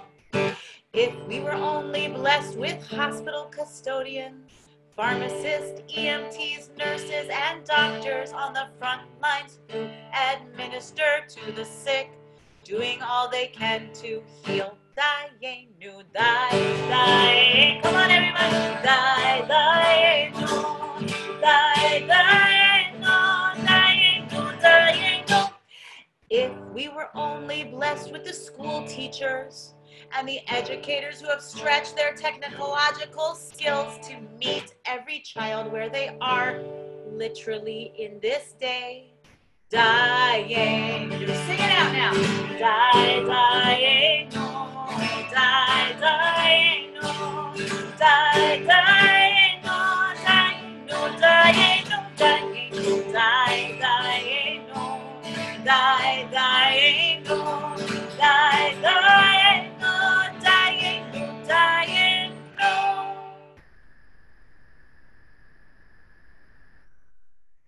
If we were only blessed to create new forms of spiritual connection online. If we were only blessed to have a sacred, everybody-friendly, God-optional virtual space for people of all faiths, backgrounds, and perspectives. If we were only blessed to celebrate Passover with some of the greatest musicians, performers, teachers, and spiritual thinkers of our time. If we were only blessed to be in community tonight with more than, I'm thinking, probably 1,000 beautiful souls that are with us tonight. Dayenu. My name is Sarah Sokolic. I am LabShul's Executive Director. And on behalf of the LabShul staff, board, and global partnerhood, I thank you for being with us tonight. If you are joining LabShul this evening because there is literally nowhere else that you would ever be, or if you're joining with a friend or family member who knows us, or if you've just learned about us through social media today, welcome. Tonight's Seder is one of more than 48 virtual programs LabShul has specifically developed and designed for this moment and produced for the public over the past 29 days. That's 48 programs in 29 days. Our small but mighty staff has been working 7 days a week, all around the clock, on what we are calling the spiritual front lines. On all other Passovers, it would cost a minimum of $50 to attend a communal Seder like ours. Why on this night is our Seder offered for free? Because we are most certainly in the narrow straits of modern times. These are the times when we come together and show up when we are needed. LabShul is showing up big time at this time of crisis, and now we need you to show up for us. In the last 2 weeks, we've had 30 new households join us as partners. That's our membership program, from all around the country, and many as digital partners. So if you've joined this evening's program, please consider joining us as a digital partner. It's only $12 per month, and it helps sustain us during this time when we are not able to bring in revenue. If you are not ready to join us as a digital partner, please consider making a one-time donation. I believe there are links in the chat box, both for partnerhood and to donate. We really, really would appreciate it and need it. Thank you for being with us now and always. We wish you and your loved ones a safe, joyous Passover holiday. Chag Sameach.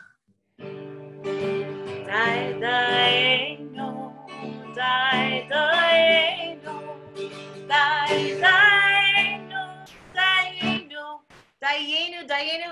Let's eat, everyone. Let's eat. It's Shulchan Orech. Let's eat. You know, I understand from our incredible technological team behind the scenes that we can't break out into rooms because it's too important to stay together, and that's that. It's this kind of evening, and there's many others, and it has done so for over 40 years. And I suppose those 40 years stand for 40 years in the desert. So here we are. אני מביט מהחלום, זה עושה לי די עצוב. האביב חלף העבר, מי יודע ישוב. הליצן היה למלך, אביב היה ליצן, שכחתי את הדרך, אבל אני עוד כאן, ויהיה טוב, יהיה טוב, כן, לפעמים אני נשבע. אז הלילה, הלילה, כך אני נשאר.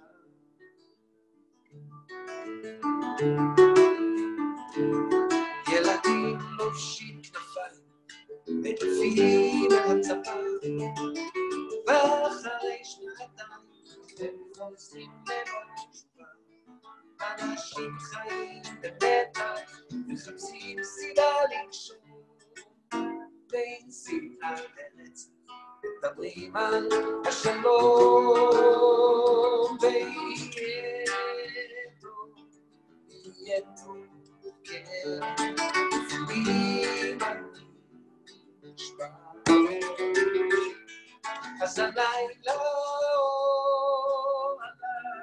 הלילה, אני נשאר. כן, שם למעלה, בשמיים, עננים יודעים לבוא, ואני מביט למעלה, ורואה מקום סגור.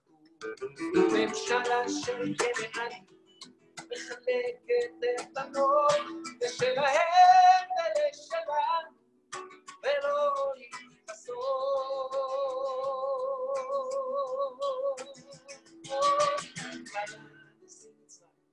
איך שמחתי לקרוא, פירמידות בעיניים, ושלום במתקרבו, ואמרנו חודשים ונחיה כמו אחים.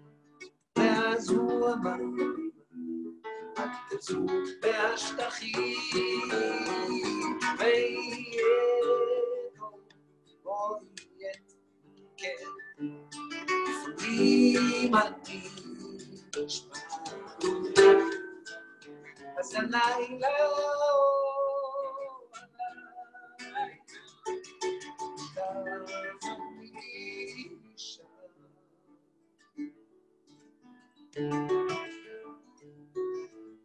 So this song, like the Haggadah, gets longer and longer every year. But there's one verse that I would like to translate for tonight that goes and says that we shall learn to live together under the olive trees.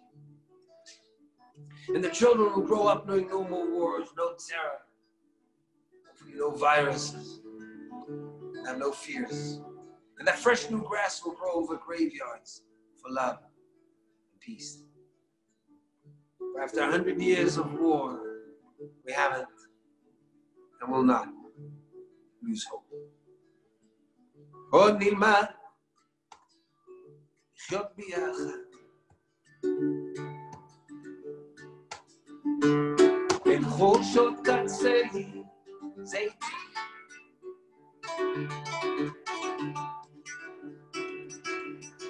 ילדים יחיו בלי פחד, בלי גבולות ובלי מקלטים. על חריף הנס לשלום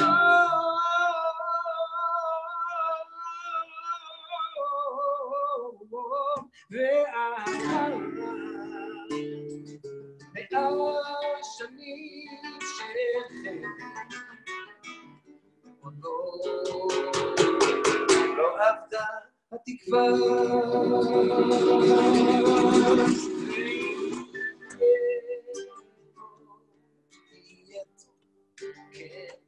לפעמים אני נשבע, אז הלילה עליי כך אני נשאר ויהיה טוב, יהיה לפעמים אני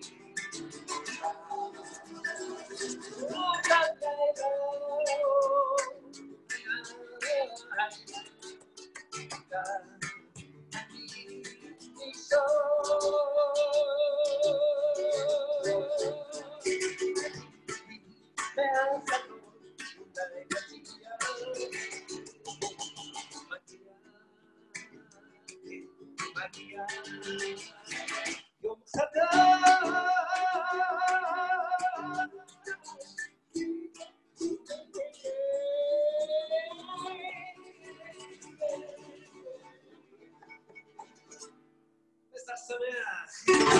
Man, oh man, David. Man, David, even through the crummy Zoom connection, you are a rock star of extra superstar of David stratosphere. It's amazing how Yetov keeps coming back at every moment. We need a reminder that it's been bad and it's going to get better. Well, together we can make it better. Amen. Thank you so much for joining us, David. Of course. Love to you and Neely down in Tribeca. Mwah.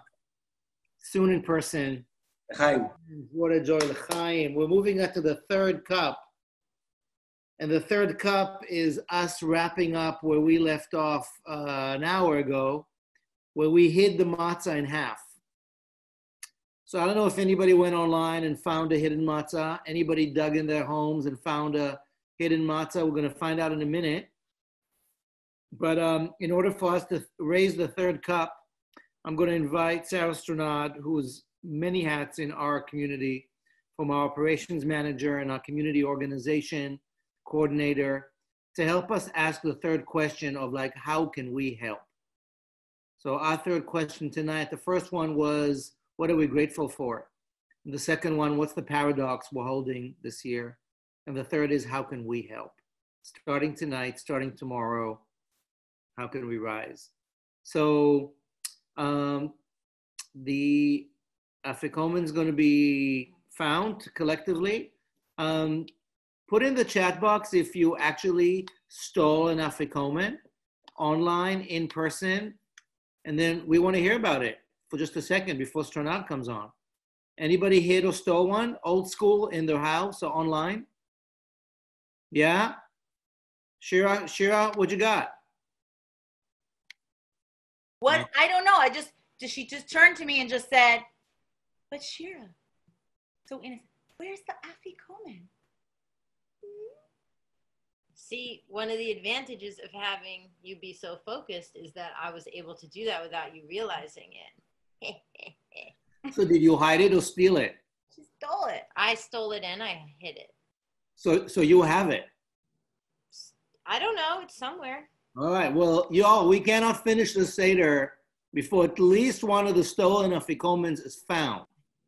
It's like, it's a ritual. I did not make up this crazy stuff, but, you know, Something is happening in the Sakalik house. No, Sakalik is doing some African action. I'm putting on my black hat. We have to stick to My this. kids woke up for the Afikomen.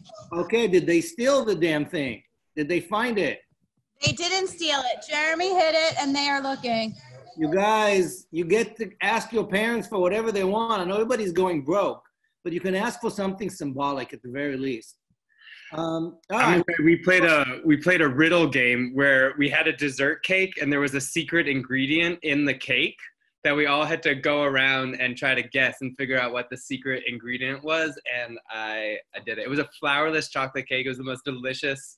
It should be an all year round cake. It was so good. And the secret ingredient was sweet potato. Okay. Interesting. And a flourless chocolate cake. Okay, so people, because of time, I'm going to ask you to self-care as far as Afikomen. If you stole it or you found what's in the missing ingredient or found it online. There are some in the chat box that people found. Oh, great. Found it under, wait, hold on. This went fast. Under the couch cushion. Okay, traditional. Hid it for myself. Hide and seek. This is all metaphor. Okay, Meryl found it. I love that they hid it from themselves. Right, no, we're all hiding it from ourselves. Michael hid it, and then hopefully Rebecca found it. Anyway, you guys, this is just metaphor for hide and seek. Shira just found it. All right, you demand what you want from it. I'm inviting Sarah Struna to take us into our version of Afikomen, which is how can we help? So many organizations are like hiding under the radar, and we can help them. So we're going to have an amazing list. Sarah, over to you. Third question. Fill up your cup. Thank you, Rabbi Amichai. Hi, everybody. So what and who will help us fight pharaohs within and beyond, making this a better world for all? Remember that list of organizations that you all came up with so fast and so furiously earlier in the Seder, like zoomed by. I said it on purpose. It's now time to review that list. And whoever found the Afikomen can decide and debate with each other which of these organizations will receive a gift from all Seder participants at whatever gift level you are able to afford. So I want to thank Melissa Ishan and Jill Rothstein for culling that list and dumping it all into a wonderful Google Doc. I think the link to the Google Doc is going to be pasted in for everybody. And if not, we're going to be happy to email it out to everybody. But we have this great list. It's like 9 pages long, y'all.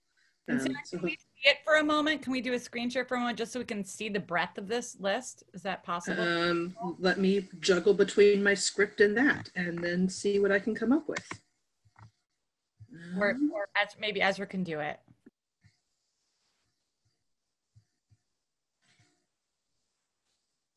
Just so we can highlight just a couple of them and see it for ourselves. It'd be amazing. And folks, while we're looking for this list, bear in mind that, again, one of our ways of not just like doing this ritual, but really walking our talk is asking ourselves, how can we help? What can we do starting tonight to make justice and dignity and freedom happen? So even with us afraid of the future, look at this amazing list. Which organization do you want to make really happy tomorrow morning? And we're going to make this, of course, available to all of you, including all the beautiful poetry and prayers that were added tonight. CDC, Highest, Fazone, Jeffridge, Project Home, Queer Detainee Empowerment Program, NPR, IS again, I don't know what the 519 is, Partners in Health.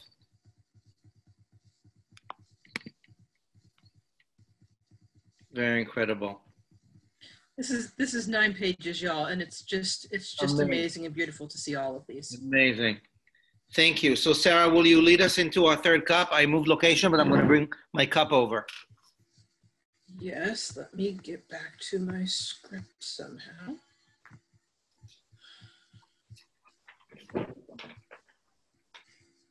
And you can unshare there. Awesome.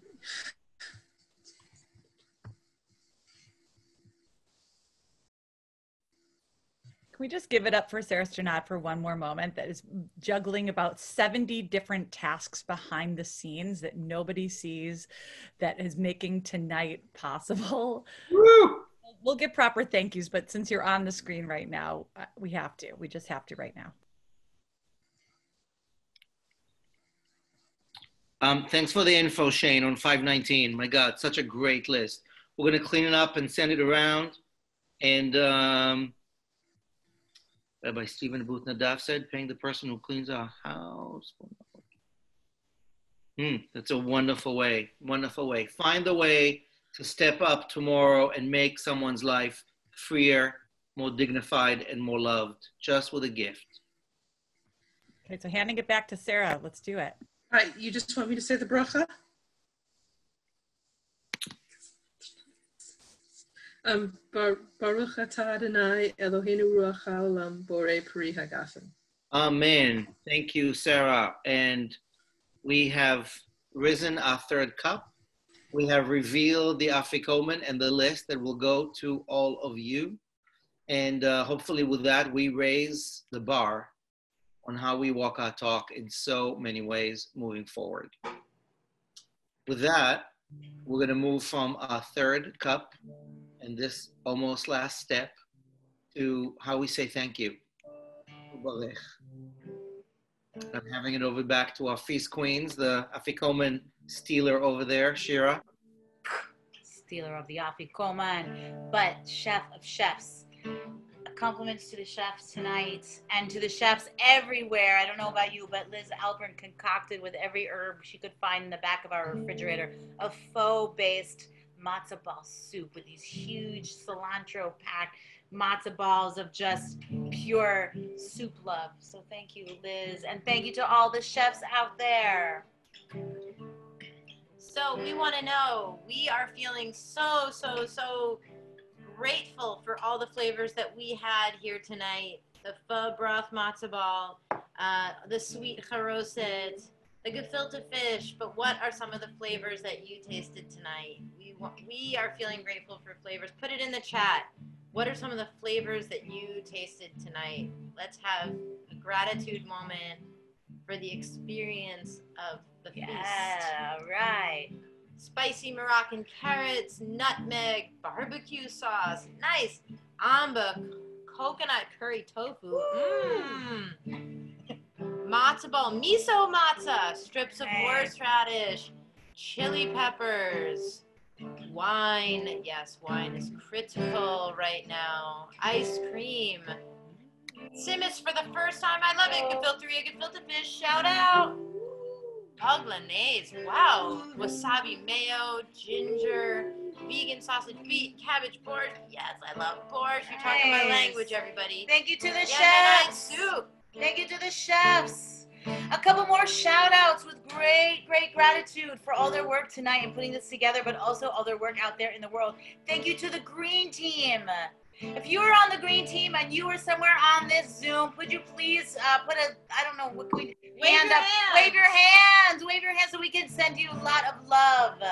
And thank you to the feast team. The feast team has been gathering us every evening before we start a major ritual program for like 20-30 minutes of just feasting together and loving together and hanging out and like reminding us of the sweetness of life. Thank you to the feast team.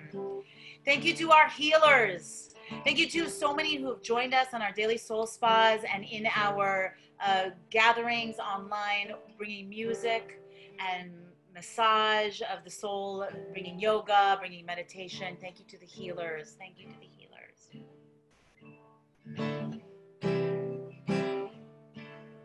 This is your moment, everyone, to close your eyes. A moment of gratitude. What has nourished you tonight?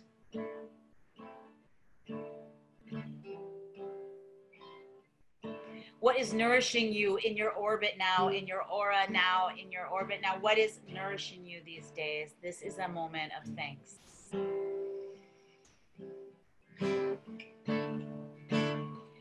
Hallelujah, hallelujah, hallelujah,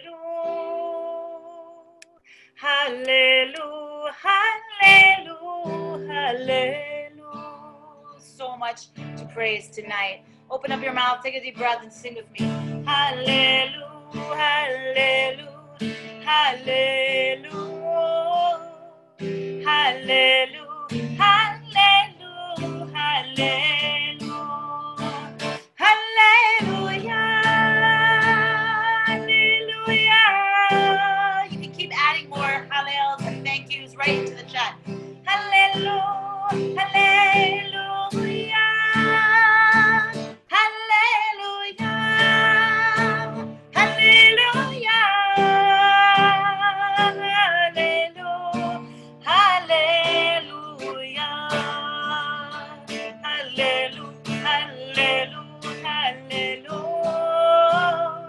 hallelujah, hallelujah, hallelujah. Shout out your hallelujahs.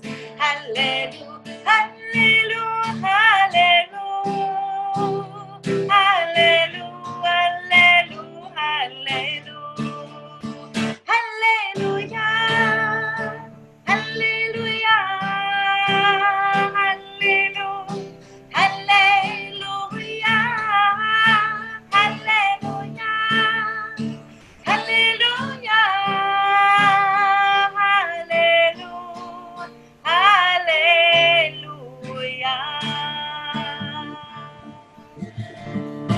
So in the spirit of hallelujah, thank you, Sheriff, for bringing those praises in. Thank you, Priest Queen Liz, Priest Queen Shira. Let's keep that praise going with just a little bit of singing. This is a tune, a traditional tune that the words are Min HaMeitzar. From that narrow place, hopefully we've gotten to a place of expansiveness. Yanai, nanai, yanai, nanai, nai. Yanai, nanai, yanai, nanai, nai. Yanai, yanai, yanai, nanai, nai. Yanai, yanai, yanai, nanai, nai. Ai, nanai, ai, ai, nai. Ai, yanai, yanai, nanai, nai. Ai, yanai, ai, nanai, nai, nai. Ai, yanai, yanai, nanai, nai. Anai, yanai, yanai, nanai, nai. Anai, yanai, yanai, nanai, nai. Anai, yanai, yanai, nanai, nai. Anai, yanai, yanai, nanai, nai. Ai, yanai, ai, nanai, nanai, nai. Ai, yanai, yanai, nanai, nai. Ai, yanai, ai, nanai, nanai, nai. Ai, yanai, yanai, nanai, nai. Joy to the world, all the boys and girls. Joy to the fishes in the deep blue sea. Joy to you and me. Joy to the world, all the boys and girls and everybody in between. Joy to the fishes in the deep blue sea. Joy to you and me. One more time, everybody. Joy to the world. Get those hands up, all the boys and girls. Joy to the fishes in the deep blue sea. Joy to you and me. Woo, hallelujah. Thank you, Naomi. Hey, y'all. So remember way back, like 15 hours ago, approximately, when we filled a glass for Elijah, that like mysterious prophet? Grab it if you have it. If you have that cup that you put a little bit of extra wine into, or maybe some water or some juice or whatever you have, go ahead and grab that cup and bring it forward. And let's just look at your screen. Maybe put yourself in gallery view for a second. What are the different cups we've got on this screen? Elijah is like this representative of an era in which we can all see each other as fully human and as full manifestations of the divine image. And each of these cups is different, and each of the humans holding them is different. And in these cups, we see the potential for the future. But we want to do something a little bit more than that in this moment. some of us might not be opening our doors right now. Maybe we're a little bit nervous about a certain virus that's outside, or maybe we're, you know, on a 4th floor of a walk up in Park Slope. That would be me. So opening my door would not get me very far. But wherever you are, whatever door you may or may not be opening, we want you to take this as a moment for hope. So in a second, we're gonna close the doors of our screens. I made matzah for the first time. This one did not wanna be flat, but it's here anyway. So we're gonna close the doors of our screens with matzah for a second. And then I'm gonna invite you for about 30 seconds to find something where you are, whether it's your apartment, somebody else's home, wherever you are right now, find something that represents hope in the future for you. Because right now, I think we could all use some. It's a rough time out there, and just find an object. It could be a piece of food, it could be a family heirloom, it could be a box of Clorox wipes, but something that's gonna represent the idea of there being a future to look forward to right now. And in a second, we're gonna come back in about 30 seconds and show our objects on screen for everybody and just see the range of possibility and of vision that we have right now. So 30 seconds, 1, 2, 3, go.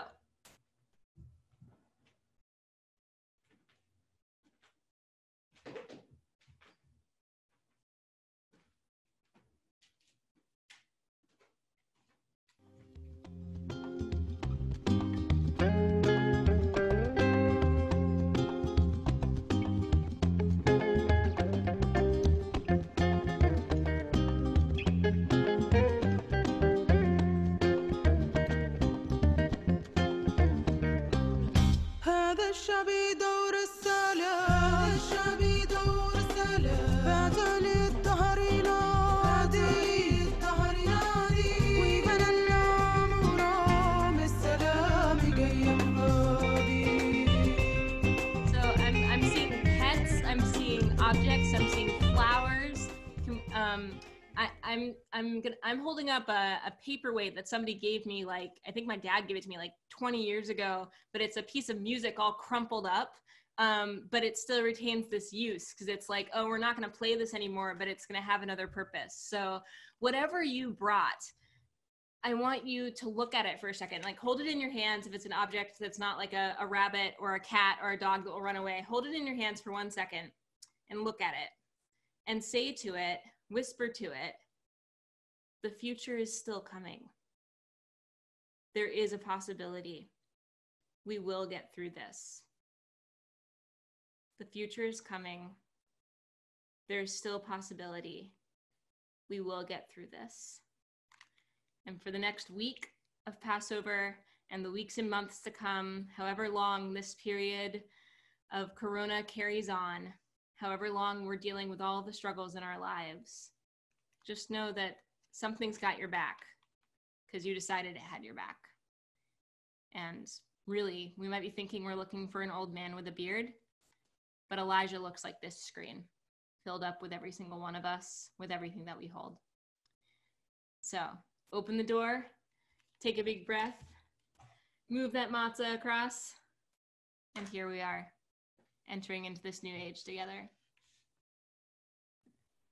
Oh, Rabbi Emily, that was so beautiful. Thank you, thank you, thank you, thank you, thank you. What a gorgeous, I want to continue this tradition next year. This is not just a COVID tradition. Thank you for that gorgeous ritual. This was co-created with Ezra Bookman, LabShul's artistic director. So thank you, Ezra, for all of your consultation and help. Oh my goodness. Oh my goodness. And Michael Dorf, I saw those mezuzahs. I just want to say that. So we're going to hang them. I love it. We opened the door and Michael chose the Toby Khan mezuzah. We know you got it and we're going to hang it up. And then, Bookman, this is for you. Wheat. Thank you. So thank you, Rabbi Emily. Thank you, Ezra. Y'all, we are in the end of our Hallel section. I want to share with us that there's this piece in the Seder that always says next year in Jerusalem, next year in Jerusalem. And what does that actually mean? It's a hope, it's an intention, a wish to return the word Jerusalem, Yerushalem, right? The word Shalem means whole. So it's a return to wholeness, my goodness, may we all be returned to wholeness, which means human contact in person, wellness, and passing through of mourning and grieving. So I want to invite you. I just had Glenn run to get me the wine bottle because I was out. Let's do it. Refill that glass. Come on. You can do it. Whatever you're drinking, seltzer, grape juice, wine. Amichai, you're drinking vodka? No, that's only for Havdalah, I know. So we're going to raise our fourth glass, our final glass, to that beautiful ritual, to that prophecy, to everything that Rabbi Emily invited us into, that vision for the future. So let's raise our glass, Ori Gafen, to this transformation moment in our lives, in this city, in wherever you are in your homes. Amen. Ezra. Hi. So as an artist-driven community, we know that artists have, and their imagination are such powerful tools for creating new visions of the world, transformed visions of the world. So we commissioned two puppeteers, Anna Liblina and Elena Light, artists in our community, to create a little vision of the future for us to end this night and to bring us into those future visions, doors open, heart open. This premiered at Saturday Soul Spa, which is every week. So tune in to more Saturday Soul Spas to see more of this kind of art. I'm going to share the screen right now. And we're gonna watch this little video together. So turn up the volume so you can hear. A time long ago, New York was a very different place. Even though we all took subways together, very old subways that were falling to pieces, we couldn't have been more alone. Some people earned $1 million a year while others were hoarse from asking for pennies. We had long learned to ignore the inequality. Then, suddenly, or maybe there had been a fair amount of notice, a virus moved through the city. It was highly contagious, killing all kinds of people, and the only way to survive was to stay at home. We never stopped craving touch, but we learned how to be alone, how to cook really well, and how to properly water our plants. And after a little while, the people who had built up antibodies went out into the city. They bought groceries for people who couldn't leave their homes and sewed masks for the hospitals. They slowly rebuilt society into something new. As the cases decreased, we realized some really important things about happiness and survival. We realized that we were not islands, but instead bodies of water flowing into each other, infecting each other with joys and evils, just as a polluted river infects the sea it runs into. Even our politicians agreed. They sent out basic income checks because they no longer valued people based on what they could produce, but because they were human. Unanimously, the government passed universal health care into law. After the virus, we hosted festivals in honor of immigrants, in honor of the Black and brown and queer peoples of our community, so that the people who had done the most to save our world could be celebrated publicly. And once a week, we'd all stop what we were doing to applaud healthcare workers and home health aides and teachers and janitors. Who else did we applaud? In those first days, we walked out into the streets and fell in love with how sweet the air smelled after months of fewer cars and planes. We realized how little we needed the things we had become so dependent on. The government passed the Green New Deal and stopped using coal, fossil fuels, and fracking to power our economy. The Amazon began to grow back. Sumatran rhinos, thought to have gone extinct, reappeared in great numbers. Trees grew back everywhere, and the CO2 levels in the atmosphere plummeted. Borders couldn't stop the virus, and in all our panic, we realized that nations didn't make us feel safer or happier. So we abolished them. We became the big universal world that we are now. But remember, it took strength and force to get here. It took care.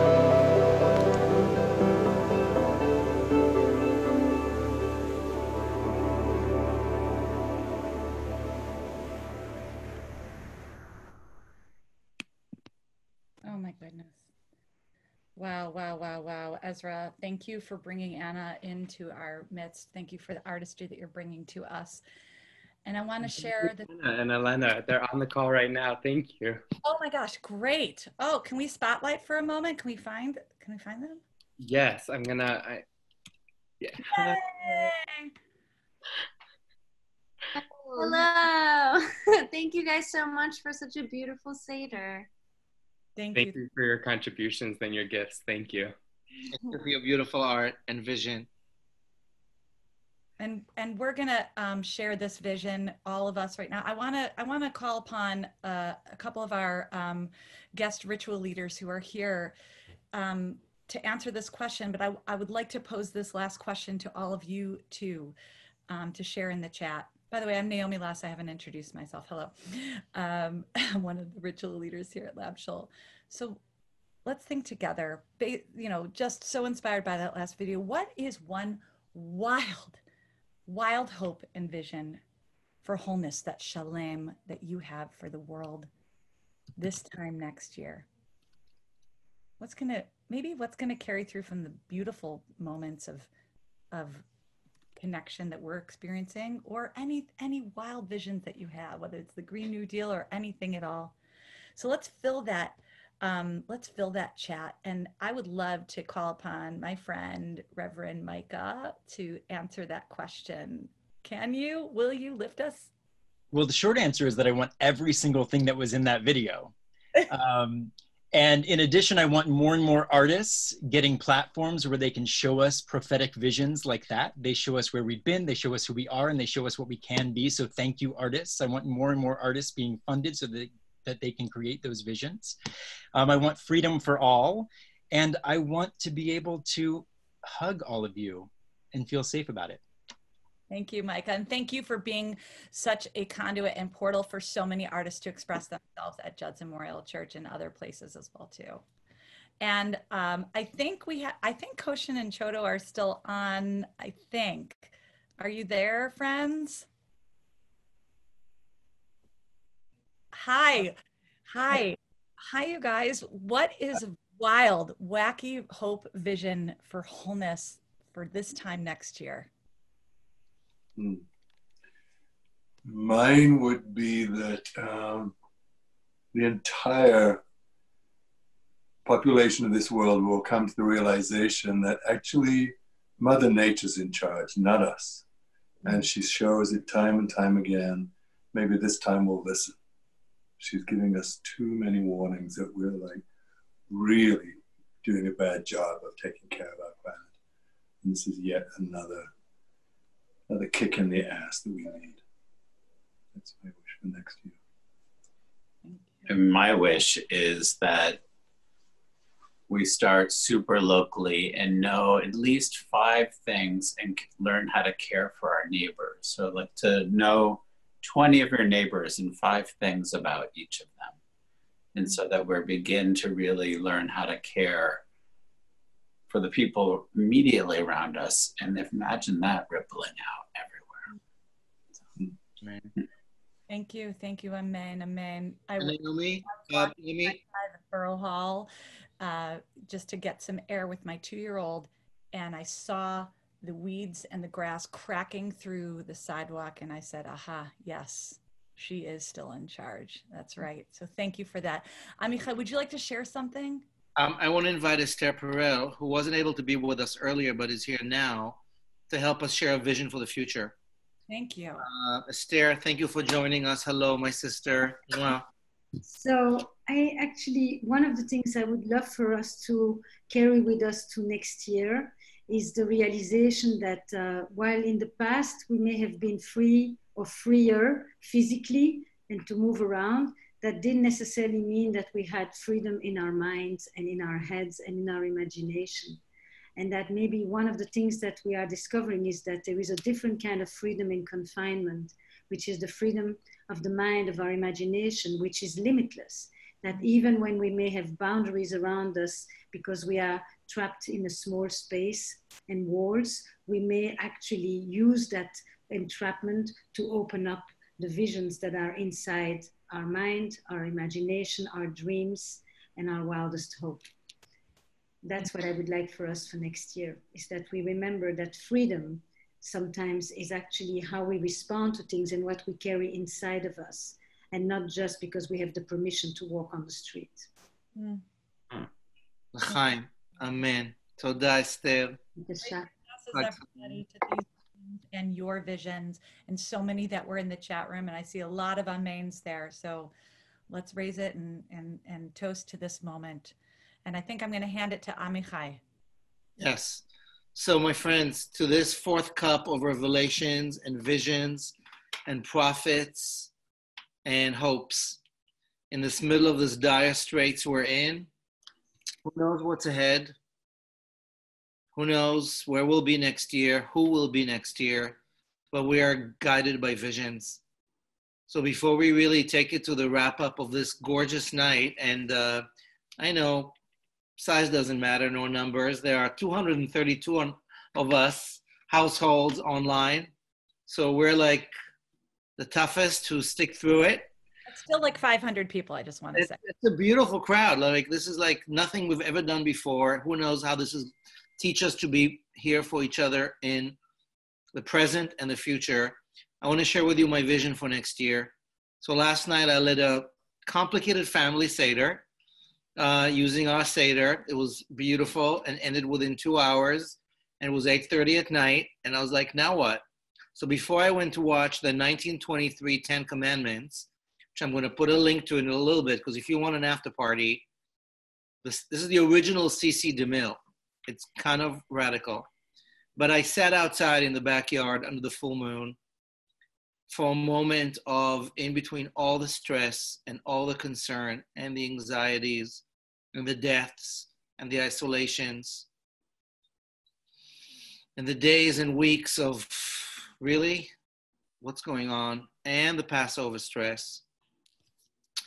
I sat down in the backyard and, inspired by all our mystical, spiritual, activist teachers, took a breath and sat in the present, and immediately felt my brain go to the Seder I just led. And, oh, you should have done this, you should have done that, you should have done that. I was like, that's slavery, that's chametz, that's not, I'm here now. And my brain went to like, oh, but you should next, So like Esther said, my vision for us next year, that we find all the spiritual, mystical, gastronomic, civic tools at our disposal to be here and now, to be less stuck in the past, less worried about the future, but really, honestly, truly do what this Passover Seder was meant to do, to get us to be here and now, as often as possible, fully present for what comes, and raise our cups to transformations that are real and visions that are radical, and us being here for all this time. L'chaim, over to Ezra to help us count this day and then really wrap this up. This was always my favorite part of the Seder, when you got to go under the table and like get a pillow and like take a nap if you were a little kid. But thank you all for sticking with it. To Micah's point and prophecy about artists and a future with more artists, we at LabShul have been so inspired by seeing the creativity that is just bursting from so many artists in our community. I've always said as a director to treat every obstacle as an opportunity. And so we're seeing a lot of that. And so we're riffing on the tradition this year of the counting of the Omer, which is starting tonight, counting each day from the second night of Passover to the holy day of Revelation, which is in 49 days, called Shavuot. So starting tomorrow, we'll be spotlighting one artist a day for the next 49 days on our Instagram and Facebook stories to spotlight the work that they're doing, these creative creators in our community who are bringing beauty and inspiration into a world that really, really needs it. So follow us at LabShul, one a day. We're going to be starting with Anna's video because it's obviously so incredible. And we're really looking forward to shining a light on the artists who, like so many of us, are in serious financial struggles during this time. We also, because we are in an abundance mode, have two other ways to count the Omer. Naomi Less is on her account, at Naomi Less1, we'll post all of these in the chat, is creating hashtag Sisters Count, curating over 30 female Jewish musicians for 30-second musical intentions each night for hope and light during this time. So follow Naomi at Naomi Less1.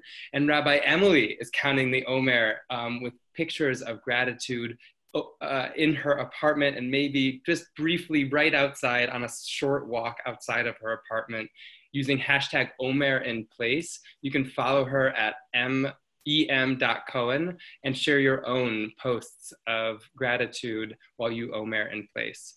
Amichai, I'm gonna hand it back to you to help us count day one.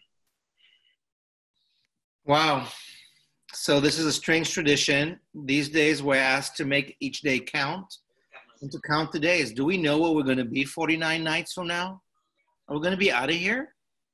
We have no idea. This is really, so every day is going to count for its own sake. And for those of us joining us at Daily Soul Spot, 3 p.m. every day, for Kaddish, for sitting, for singing, for being, we'll be counting there as well. So join us now as we count the first of 49. Lots of mystical, agricultural, other ways for this thing to evolve. But for now, everyday count. Hineni mukhan umezuman, hareini mukhan umezuman lesfirat haomer. I am hereby ready to commit myself to this 49 days of making everyday count. Some strange, ancient agricultural tradition turned mystical, now turned practical, now turned helpful to make me every day count. Baruch atah Adonai Eloheinu ruach haolam asher kedeshanu b'mitzvotav v'tzivanu al sfirat haomer. In the presence of this infinite, we treasure this tradition as we begin to count each and every day, and we harvest our hopes. Hayom Yom Echad LaOmer. Today is the first of our count. Here's to making it 49 and 50. Alive, healthy, safe, sane, and held. L'chaim. And with that, my friends, I think we're about to say, we did it. For those of you who are on from the very beginning, put your hands up. And if you joined at any point, put your hands up. And if you had 1 nanosecond of like, wow, this rocks, keep them up. And if you had longer, Dayenu, keep them up. This was our first, maybe last, Cyber-Seder, Sayder as they've been called, using Zoom, using our oldest technology of connection and transformation to come together from Kadesh all the way to Nirtzah. Our transformation is on ritual levels complete. I hope your hearts are more open, your bellies more full, your minds more expanded, your dedication to justice, dignity, art, joy, totally rocking it. Are we going to do this again next year? I don't know. None of us know. For now, let's be each other's healers and keepers and prophets and Moses and Miriam's, and let our people go. I want to thank so much every single one of our team, all of our amazing guests, all of our volunteers, all of you for leaning in to make this happen. Every single person on this planet right now showing up. And she who persisted, who's with us now, to walk us through the narrow straits into the shore of dignity and health and life we all yearn for and deserve so much. On this Passover, on the eve of Easter, with Ramadan around the corner, with the 50th anniversary of Earth Day in only 10 days, we are here now to sanctify the past, be in the present, and make the future better for all. Amen, amen. Chasal Sidur Pesach Kilchato. This Passover procedure is officially complete. All steps, new questions, flavors and truths. Thank you for showing up. We're going to put on a couple of links to a little more sing-alongs, and we're going to dance. And I think afterwards, do stick around. There's one more incredible video we're going to show that our friends at J-Fridge produced. Features our friend Marcus, who you heard earlier, that really reminds us how to let our people go to 2020 and beyond. So my friends, thank you for being part of LabShul. Thank you for joining us tonight. Happy Passover, blessed spring, dance on. I will survive. Naomi, back to you. Well, unless you want to hear me singing a solo of I Will Survive. I mean, yes, but no. Which I would, I would love to do. I think we're going to show the video first and then we'll dance because the video. Okay. Great. Fantastic. So with that, and friend, we're going to put on a video that has nothing and everything to do with Passover. You're invited to dance. Thank you for being part of LabShul. Join us anytime and every time. Let's dance this and let our people go.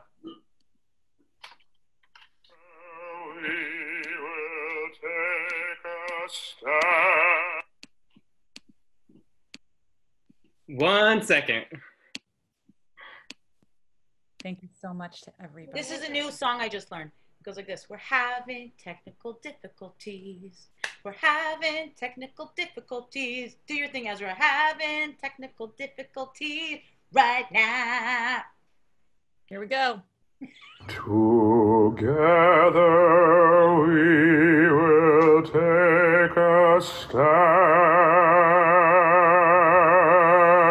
Let my people go. For folks locked up across the land,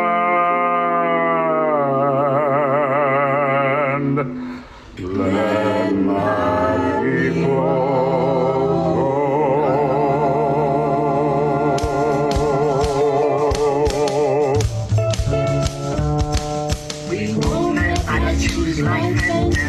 Let my people go. Shout liberation with every breath. Let my people go.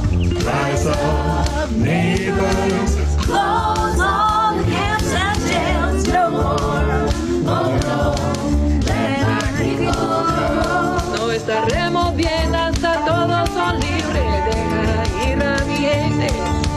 Deja a mi gente volver al lugar. Deja ir a mi gente. I'm Akeem Browder. My brother Khalif died after spending 3 years on Rikers Island because we couldn't afford bail and because the system thought he was disposable. Right now, Rikers Island has the highest coronavirus infection rate in the world, and it's spreading like wildfire in the prisons and immigration detention centers. These are our brothers, our aunts, our families, and our neighbors, and none of them are disposable. We have to free them all. Rise up, neighbors. Close all the camps and jails. No more. Oh no. Let my people go. Our children safe in loving arms. Let my people go. No hypocrisies, no rights or wrongs. Let my people go. Rise up, neighbors. Close all the camps and jails. No more. Oh no. Let my people go. No more tearing down the walls. Let my people go. No more hate is freedom. Let my people go.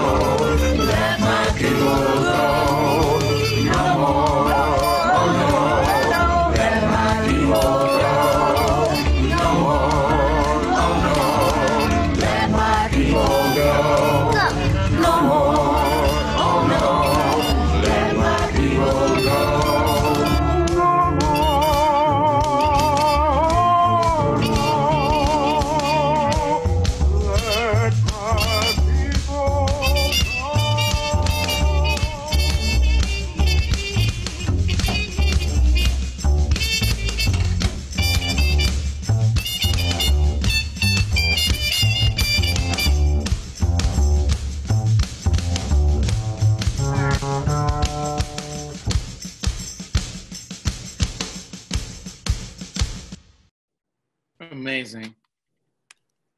Amazing, amazing. What a great way to end the Seder, friends.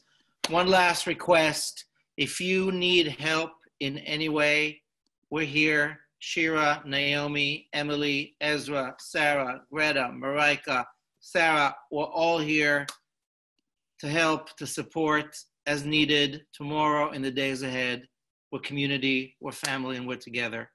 Thank you for being with us. Thank you for your support. Thank you for the days ahead, and thank you for this deliciousness. If you have suggestions for feedback of how we can do this even better, there's an email address right now in the chat box where you can send us feedback, suggestions, requests, and we're gonna let all our people go in so many ways. We're gonna end with one more crazy song to get us rocking. And we're way late, but we're also way early, so we're right on time. Chag Sameach. Good night. I'm putting my disco ball for this one.